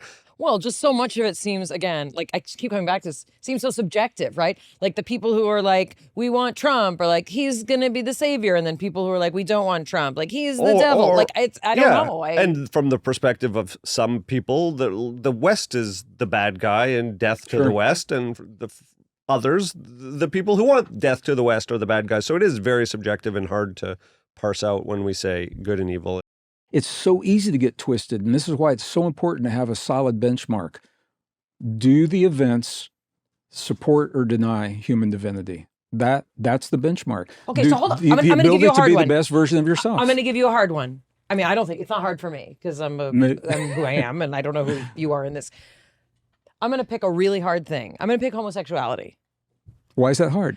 Well, it's not hard for me because I believe that every person deserves to exist, love, do what they want. I have a complete historical and cultural understanding of why the Old Testament says what it does and what it means. Like, I have complete comfort with people being gay, trans, like, do you, like, it's all good, love. So there are people for whom that would be those people living divinity, right? They're living, and there would be other people who would use divinity and say, that's evil. It's against. So this is the kind of issue where I want there to be, I don't like gray. I want there to be like one answer. This is an easy one. This is easy. So Greg, I want you to give the right answer so badly. Go. Our goal is to be whole. We want wholeness in our lives, and we will stop at nothing to find our wholeness. And we will deceive ourselves into circumstances and relationships to find that wholeness. All right. So let's talk about energy. If you're not in that body, are you a male or a female? I'm neither. Exactly. Right. Now, you come into this body, and to be in this body, in the polarity world, you've already given away 50% of your spiritual identity to be in a polarized body. Yes. All right? And if your goal is wholeness, you will be drawn to the energetic complement to give you what it was you knew before you were in the body. Okay. All right. So if you're in a female body, Yeah. you're going to be drawn to a male polarity. A male's going to be drawn to a female. But what if you come into this world energetically as, I'll just say, as a male? Okay. And early in your life. You mean you have XY chromosomes? Yeah. Okay. Yeah. And early in your life, you have life experiences where you lose that identity as well. You lose your maleness. Right. Could be trauma. Sure. Could be, there's all kinds of things. Anything.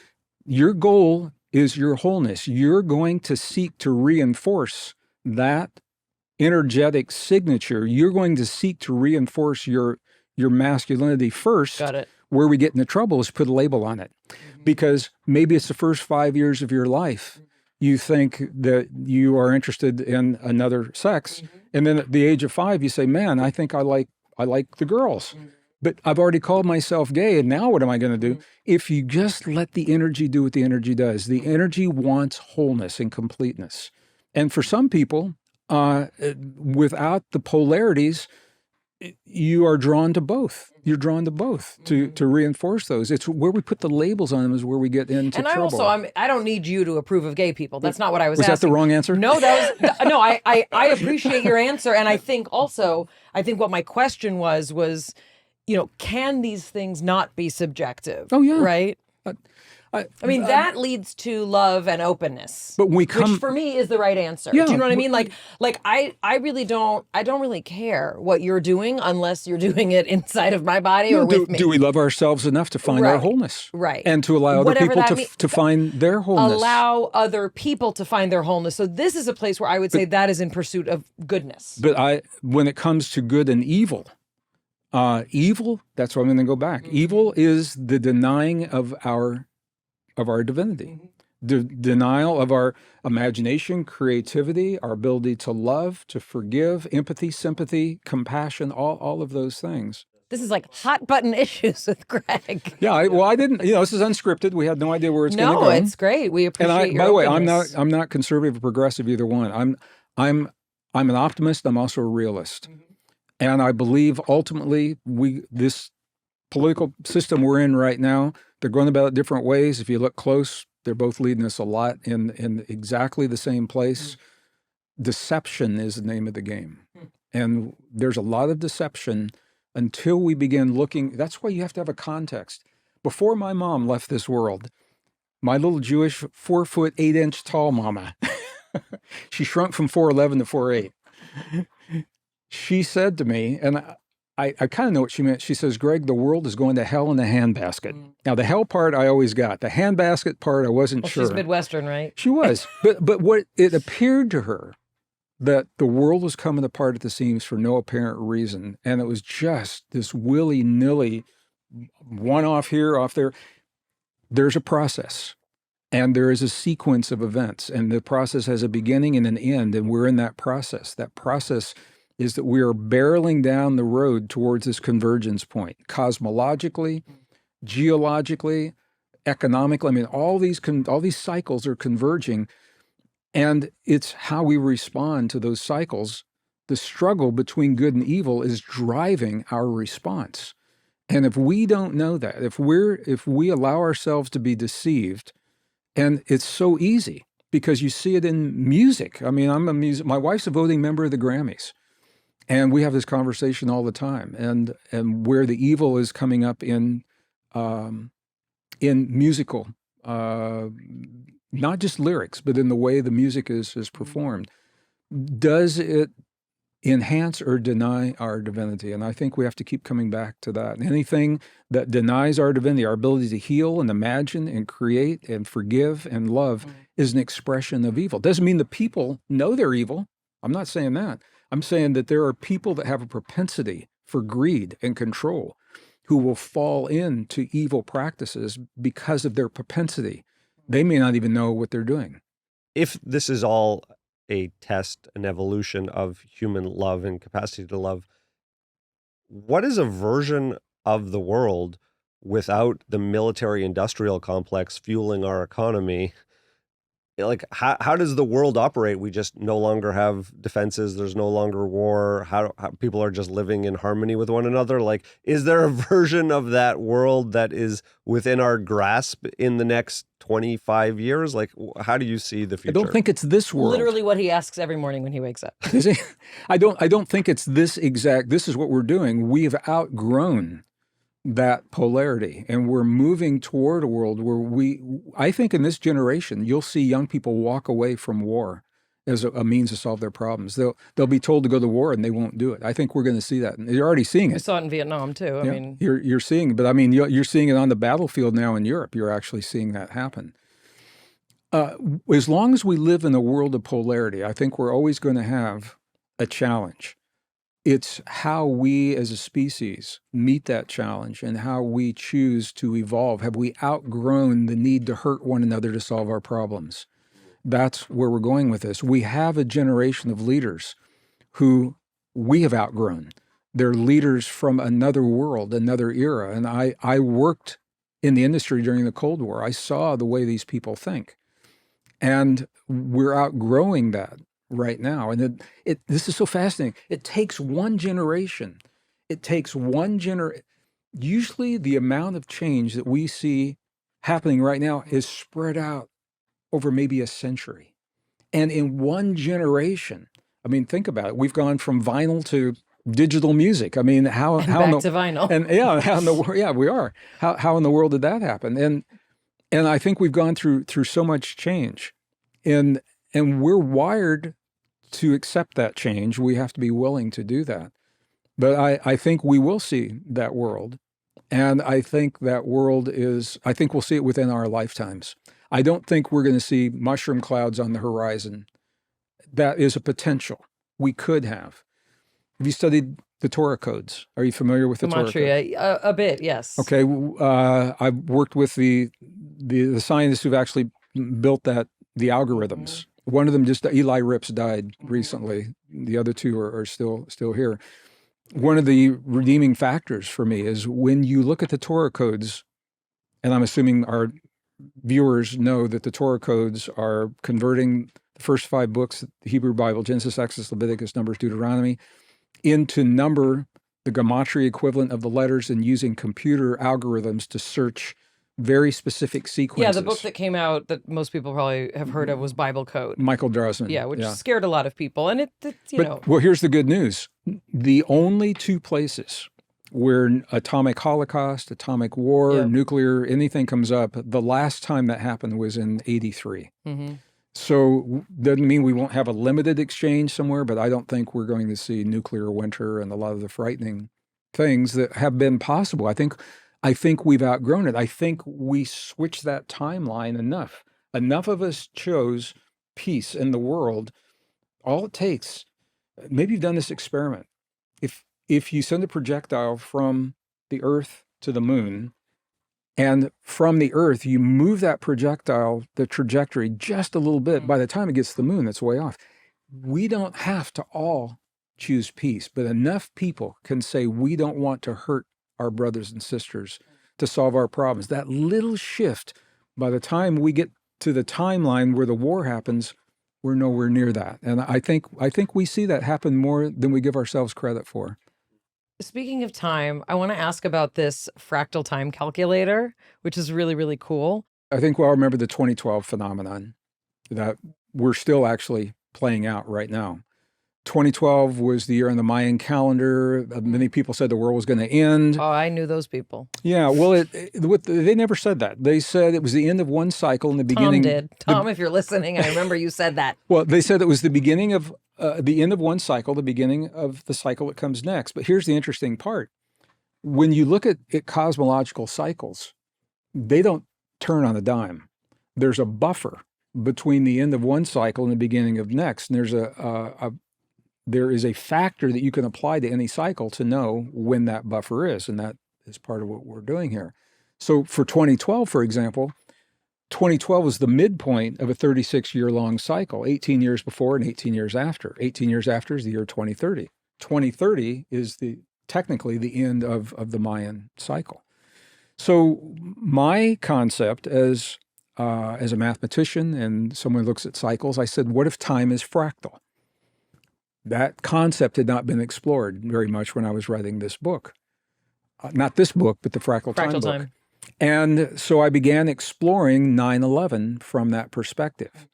If time is fractal, it means, what it means is that an event will set into motion a quality of energy that will repeat the conditions on a knowable, predictable basis.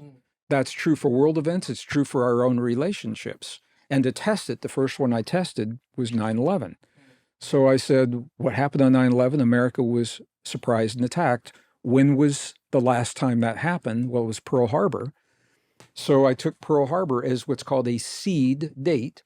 I applied the algorithm, and that seed date told me the next fractal cycles when I could expect America to be surprised and attacked again.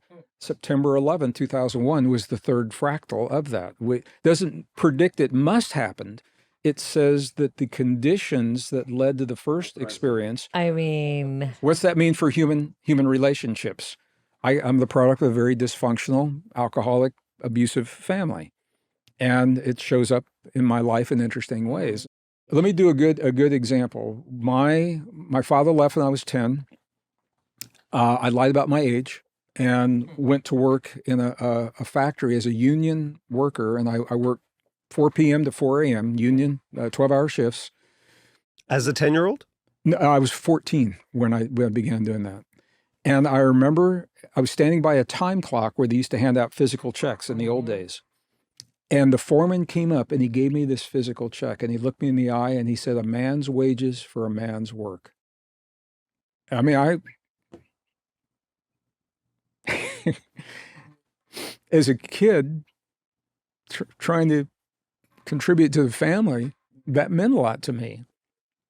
And that put into motion a cycle of abundance for me.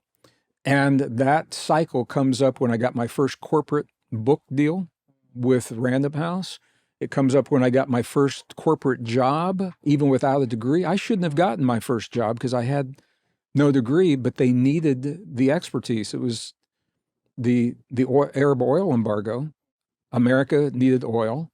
I had a rare combination of computer science and geology that not many people had. And they said, we're going to hire you. And the work you're doing, you can apply that to your degree and you'll get your degree just by doing this job. And I said, you're going to pay me to get my degree? And they said, yeah. And those were all, they all fell exactly on the fractal cycles of that first moment when I felt that feeling of what it felt like to be able to contribute to my family, contribute to the world, and to be compensated for that in a meaningful way. It's interesting. But I've also done the same thing with all my divorces. How many times have you been divorced? You know, this is a hard business to have relationships. I'm married to Martha. Martha is my fourth marriage. Wow. It's almost every 10 years. She got nervous in our 10-year. I bet she did. But we're this month is 15 years. Wow. We'll have our 15 year. That's really sweet. Yeah. Well, it's really fun, and we'll include the link so that people can do their fractal time so what people calculator. can do is you can either use a year of a pivotal event, or you can use your age of a pivotal event. It can be a good thing, or it can be a healing. It can be an abundance experience. It can be a divorce, a breakup, because the point is that it's all energy. And when we have those experiences, there's an emotional imprint that will set into motion in the field a cycle of energy, and we'll repeat that on known and predictable sequences. And this is where it gets really interesting. There's a little place at the beginning when a cycle ends and before the next one begins, there's a place where neither exists. Okay, in time, 2012, it's the 36-year cycle, all right, when anything goes. For humans, that point where one of our cycles ends before the next one begins is an opportunity called the choice point. And it's in that choice, you can always choose, but it is when the deck is stacked in your favor to energetically to make really good choices in life. And that's why and it's on our website. There's a fractal time it's great. calculator. I remember when my kids were little, there was a series of kind of progressive, holistic books about every year of your child's development. And they would always talk about that when you get near a birthday, something is stirring, you know? And I would notice that right before a birthday, usually a couple weeks, like there'd be an extra energy. And there was this notion, and for the hippies among us, you know, I would recount to my children literally all the way through junior high and into high school. I would recount to them the night of their birth, what happened the night of their birth, you know? And it was like, it's an energetic, and now it's like, oh my God, she's going to tell my birth story again. But the notion was we're circling around, you know, we're coming around to it. It's very, very interesting to me. It's interesting. When my mom was alive on my birthday, you know, dementia, they always say the oldest memories are the last to go. So when I was a kid, 5 years old, I always told my mom, I said, I'm gonna live 200 years. I'm on the 200-year plan. And so every year I would go to see my mom and I'd point to her tummy on my birthday and I'd say, I came from there, and I'd say, thank you for bringing me in this world. And the last time before she passed, late stage dementia. And I pointed to her and I said, you know, I came from your tummy. And she goes, you did? And I said, yeah. And she goes, well, I guess I could wish you happy birthday. She said, but you're on the 200-year plan. So I don't have to. And it was that one of those moments of clarity, and then it was gone. But did you ever connect with your dad or no? My father, he left when I was 10. I didn't know him well. And he died from all of the abuses of his body. I mean, everything you can imagine. He died pretty young. You're an only child? No, I have a younger brother, 4 years younger. Wow, what's he like? We are like night and day. I was gonna say, I bet he's like a corporate like. He proudly identifies, and maybe he's watching this. His name is Eric. Sorry, Eric. He proudly calls himself a Missouri redneck, and we are like night and day. Wow. And we look different. We're built different. He's a very thick, you know, Midwestern stock. I have a more of a European body somehow. I guess it's, you know, from my mom's side. And he has a good heart. He's a sweet man on the inside, little tough on the outside. I have to say the passing of my mom brought us together in a way that we hadn't since we shared a house as kids, to honor her in her passing. And it was sad, yet it was a very beautiful thing. I wonder if you have insights on dementia. My grandfather went through it. Yeah. And recently, I forget who, I heard it described that the soul or consciousness starts leaving the body and actually traveling around as someone has dementia. I'm curious what your insights are, and from a spiritual perspective, what you think is happening. Yeah, well, this is why I want to do that experiment first. Think back to the neuron in Pong. That neuron is connecting to something that's not in the body. It's connecting the field. And what the science suggests is our memories don't live in our bodies, that our bodies are the antenna that connect to the place in the field where there are no secrets, where those memories live. For my mom, I watched this happen, and I've seen it happen with celebrities as well, but I'll use my mom specifically. She began saying in her 60s, she just wanted to forget all of the hurt in her life. She wanted to forget the abuse from her husband, my dad. She wanted to forget the suffering that her family had gone through as a Jewish family. They denied their Hebrew tradition, changed their names. I mean, everything. Didn't want anybody to know. And I have to say, when my mom left this world, she was a very happy woman because she'd forgotten everything that ever hurt her. And what that means biologically, this is how powerful we are. I took her to the Mayo Clinic in Scottsdale, Arizona, when she started having problems. I knew she had dementia, but there were different kinds. And we ran through a week's worth of tests. And at the end, on a Friday afternoon, they bring it all together and they say, this is what's up. My mom's body began producing a chemical that matched her desire to forget everything that ever hurt her. What that chemical did, well, you know this, that chemical lodged itself in the synapses and absorbed. She would have the attempt to access a memory, but the signal was absorbed by a chemical that would not allow that synapse to complete the transmission. So I think there's a pretty strong body of evidence out there. A lot of people call it anecdotal. Remember Ronald Reagan, when he was on trial a bajillion times, he declared to the world that he'd forgotten, and ultimately he did. I know others, elderly people, often as a result of trauma, and I'm going to speak specifically to trauma in war, the acts that they had committed as soldiers, male soldiers in war, that they never were taught how to reconcile. They had so much guilt around what they had done to another human in the name of war that they wanted to forget those things, and the guilt that they felt around that. And our bodies are so smart. Your body will just do what you ask your body to do. And your body says, you want to forget? I can do that for you. And that's, from a psycho-spiritual perspective, I think there's it's more than anecdotal. So from that way of thinking, it's really the integrated person who is able to maintain the antennae and the access to all the information that they need in order to function properly. And it's from those deep parts of pain that feel unintegrated, unprocessed, that may increase the body's shutdown. Jonathan, I love it when you talk that way, because you summarize that in a really beautiful way. What I'll say is that I've spent much of my adult life, I've been privileged and blessed to travel into some of the most isolated and beautiful and magnificent and remote and pristine places remaining in the world today, to find the indigenous people and the legacy that they have left, from the highlands of central China and Peru to or Tibet and into Peru and the Yucatan and India and Nepal, all through the desert Southwest and the Sudan and all the not the Sudan, through the Sahara. And this is a common theme.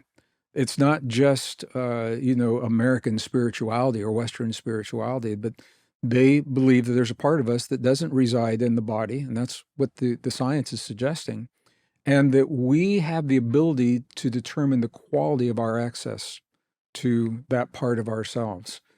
If we do nothing to maintain it and live the destructive lifestyle that we've been conditioned and indoctrinated to accept in the West, it appears to be common that we will lose access to that. It's not natural for us to do that. And I was with a friend of mine recently. He's 96, 97.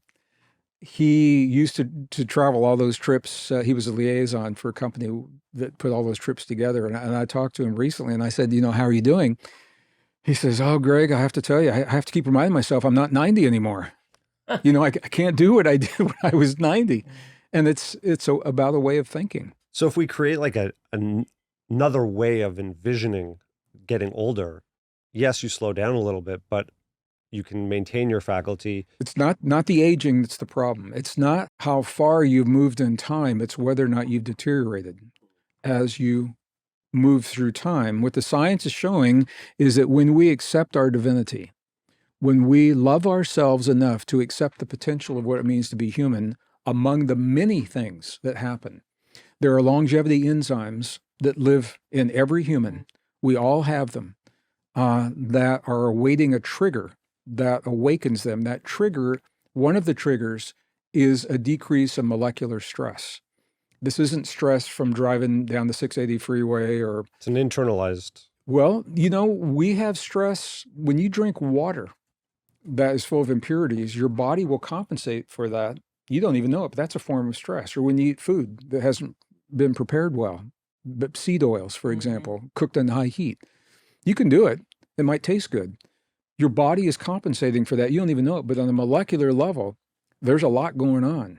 And when we accept all of the potentials, including the potentials of super memory, super longevity, super resilience, super healing, heart-brain coherence is a big part of awakening those kinds of things, and other.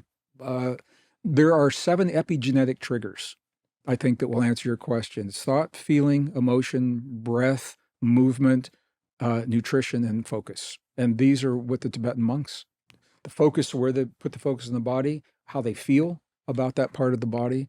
But the epigenetics shows us very clearly that we are soft and malleable all the way down. It's not just neuroplasticity. We're talking about cellular plasticity. We're talking about genetic plasticity. And that's what sets us apart from every other life. No other form of life was given the ability at will, on demand, when we choose, to access those epigenetic triggers. It's our divinity that allows us to do that. The forces of evil that want to keep us repressed, of course, want to veil the power of human divinity. But rather than fight back on the forces, just live the divinity. Just live it. Just live your best life. I love the explanation of the 7 points, because it shows that there's internal mechanisms happening that our thoughts, our love, our spiritual connection is actually interplaying with. Years ago, this was like before the longevity movement. It was sort of in the early 2000s. I thought about lifespan, and this was sort of after I had talked and listened to Michael J. Lincoln talking about the consciousness experiment. I thought 135 seems like a good plan for how old someone could be. Sure. You're on the 200 Just year round plan. it up to 200. Do you think that is an achievable goal? Like, where did you get 200 from? What, did it just pop into your head? Or Well, I was 5 years old. I don't know where that. It was when I was 5 years old, I almost died.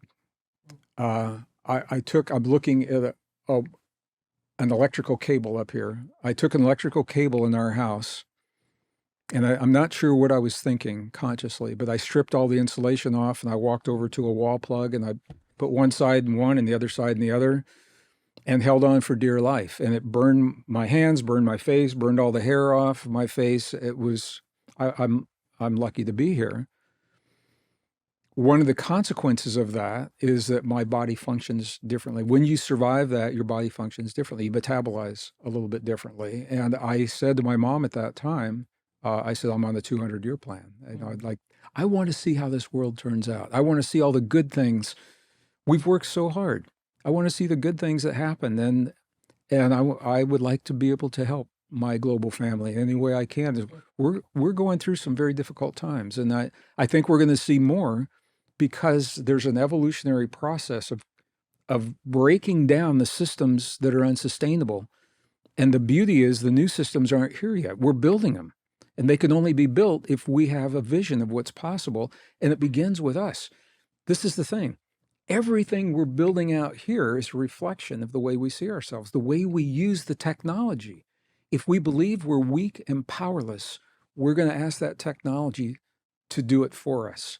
If we believe that we are a rare and precious form of life, and that technology can support us in being the best version of ourselves, making good choices, and maybe exploring the world in ways we don't know how to do, that's a whole different world. It's a whole different way of thinking. I have to ask about the electrocution, because we have a friend of the podcast who really had a beautiful episode with us, and we've kept in touch with a woman named Elizabeth Crone who got struck by lightning.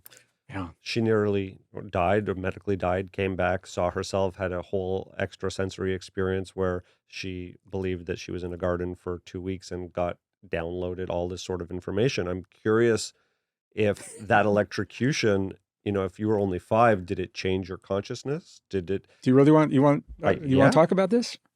I'm okay to talk about it. People don't ask, so I don't talk about it much. I'll tell you exactly what happened. It happened in broad daylight. I couldn't speak. I couldn't even tell my mom what had happened. I was just in shock.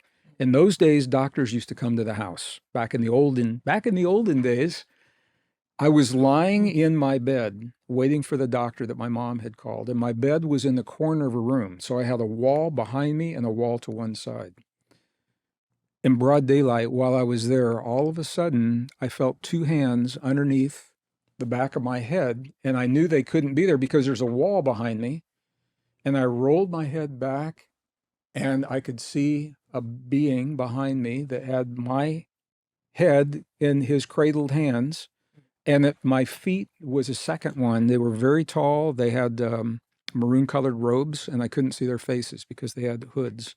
Were you out of your body? Nope, I was lying in that bed. I was very conscious. And that was the first time I became aware of a world that other people couldn't see, that I was seeing in that moment. And that certainly influenced my ability to think differently about the world. There was a communication that happened that has been constant since that time. I know what those voices sound like. As a scientist, I don't talk about it a lot because there's no context. But you asked. What do you believe they were? They are... I mean, were they angels? Were they guides? Were they... I don't use those terms. I think it was they were higher dimensional life force, maybe from outside the simulation. That's the beauty in the simulation. You can pop in and you can pop out. Or they are just another part of the simulation if the physical reality is only part of it and that all the information exists in the field, then of course there are beings in the field that are operating outside of our visual wavelength. That's very true. Yeah. And that was my first experience of a world that I couldn't see, but that I knew they existed because I was seeing it. My mom came in and she said she didn't see anyone. I said, you can't see these beings. And because at 5, you don't have the filter to say, wait a second, I you shouldn't don't be know. talking about Well, this. so the rest of the story, 2 weeks later, I had a drowning. I walked into a swimming pool on the That didn't calculate in my fractal calendar of when you were 5. Wasn't supposed to happen until you were 8.090. I literally walked into a pool and just kept walking into the water, got deeper and deeper, and just let go. And were you a spooky kid? I wasn't. What was going on for you? I remember it felt good to let go. And then there was a voice that said, do you want to leave this world? Remember, this is a dysfunctional family. And I said no. And then somebody pulled me out of the water, and that's when it hurt. When they had to pump the water out of my lungs and my nose and all that. But the point that I was, before that happened, it was it taught me what it feels like to let go, to absolutely let go. And that has become a very powerful point of reference. Okay, I'm going to ask you another question. When did you first meet God? I don't know. I don't think of God probably the way that you think of God. Maybe I don't think of God the way you think I think of God.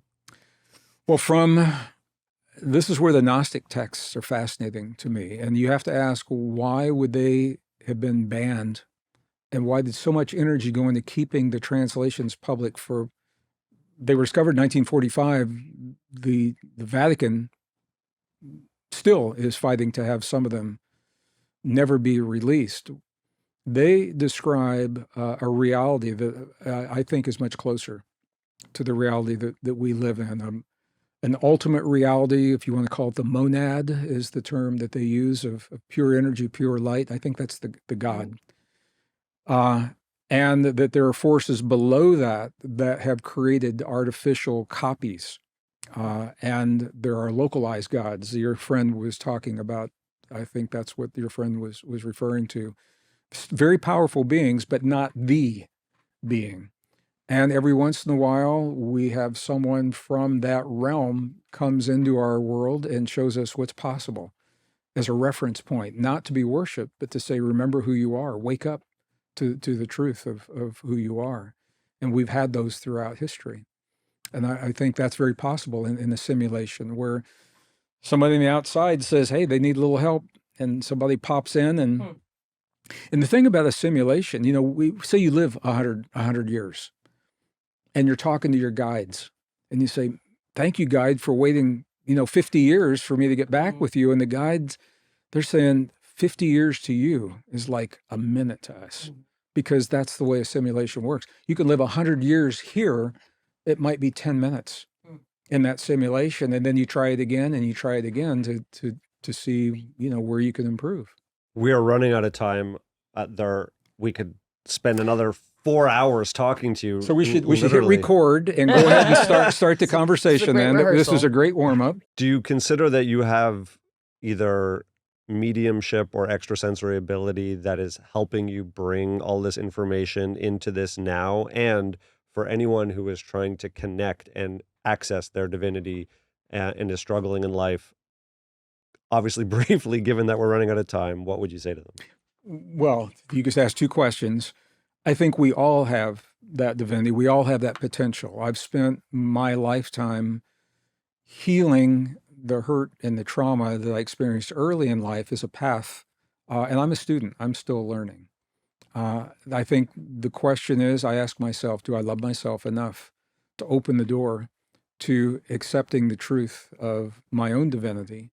And what can I do to make that a little easier for the next and a little easier for the next? And that's the way it seems to work. Somebody has to do these things first. It's always been that way. And once somebody anchors a possibility, the 4-minute mile, you know that story. It's a beautiful story. Once hadn't been achieved hundreds of years. Once somebody did it within a month, other people were doing it because somebody had to do it first, and they become the living bridge for those that want to do it, and it becomes easier for the next and next. And I think we do that for one another. We're doing it for one another, and I want to thank you for your trust, because the truth is, you didn't know what we were going to do today, for trusting me with your community, and for being the hub of the community that you're creating. Thank you. Because I think it's really important to have honest conversations that, and I don't think really you and I see things all that differently. When we're scientists, you look at data, and that data, it's the way we interpret the data, you know. But there are a lot of stories out there that want us to see the data in a certain way. And I think the hardest thing for me has been to cross the traditional boundaries that have separated the sciences and in the way I was taught in the past, to weave that knowledge into a wisdom that makes more sense and allows us to apply it in the lives of our friends and in the world that we have today. So thank you for that, and thank you for the conversation. The book is Pure Human, The Hidden Truth of Our Divinity, Power, and Destiny. What does your hair do on the weekends? You know, they told do me— you put a baseball cap on? They told me when I was in my 40s, if I could keep it through 40s, it'd be okay. And then they said the same thing in 50s, and they said the same thing in 60s, and now they said the same thing in 70s. But does it do this all weekend? In 70s. I'm just happy it's there. Thank you so much, Gregg Braden. Really, pleasure to talk to you. Thank you. It's been a pleasure. If you aren't already following us on Substack, check out Mayim Bialik's Breakdown on Substack. It's where the breaker community is congregating and getting exclusive content that's not released anywhere else. Mayim and I are going to look at the Fractal Time website, and we are going to plug in some of our own dates to see where the opportunity for new experiences, where the situation is ripe for having amazing breakthroughs potentially. We should put in when we started our Substack and see what happens, and when next we'll have a creative moment. I want to look at the moment that you first started acting, your beaches moment. I want to look at your divorce moment. I want to look at the moment where I first came into the podcast Sounds like room a real hoot. And had this wild sense of deja vu or remembering that I've described in the past. The first thing you're going to want is when you got Archie. I'll look at when I got Archie. I also want to look at my brother's accident when I was 14 and see what were the circumstances surrounding that. Would be fascinating. I have the exact date that we can look at. Okay. So follow us on Substack. And from our breakdown to the one we hope you never have, we'll see you next time in the simulation. It's Mayim Bialik's Breakdown. She's gonna break it down for you. She's got a neuroscience PhD or two.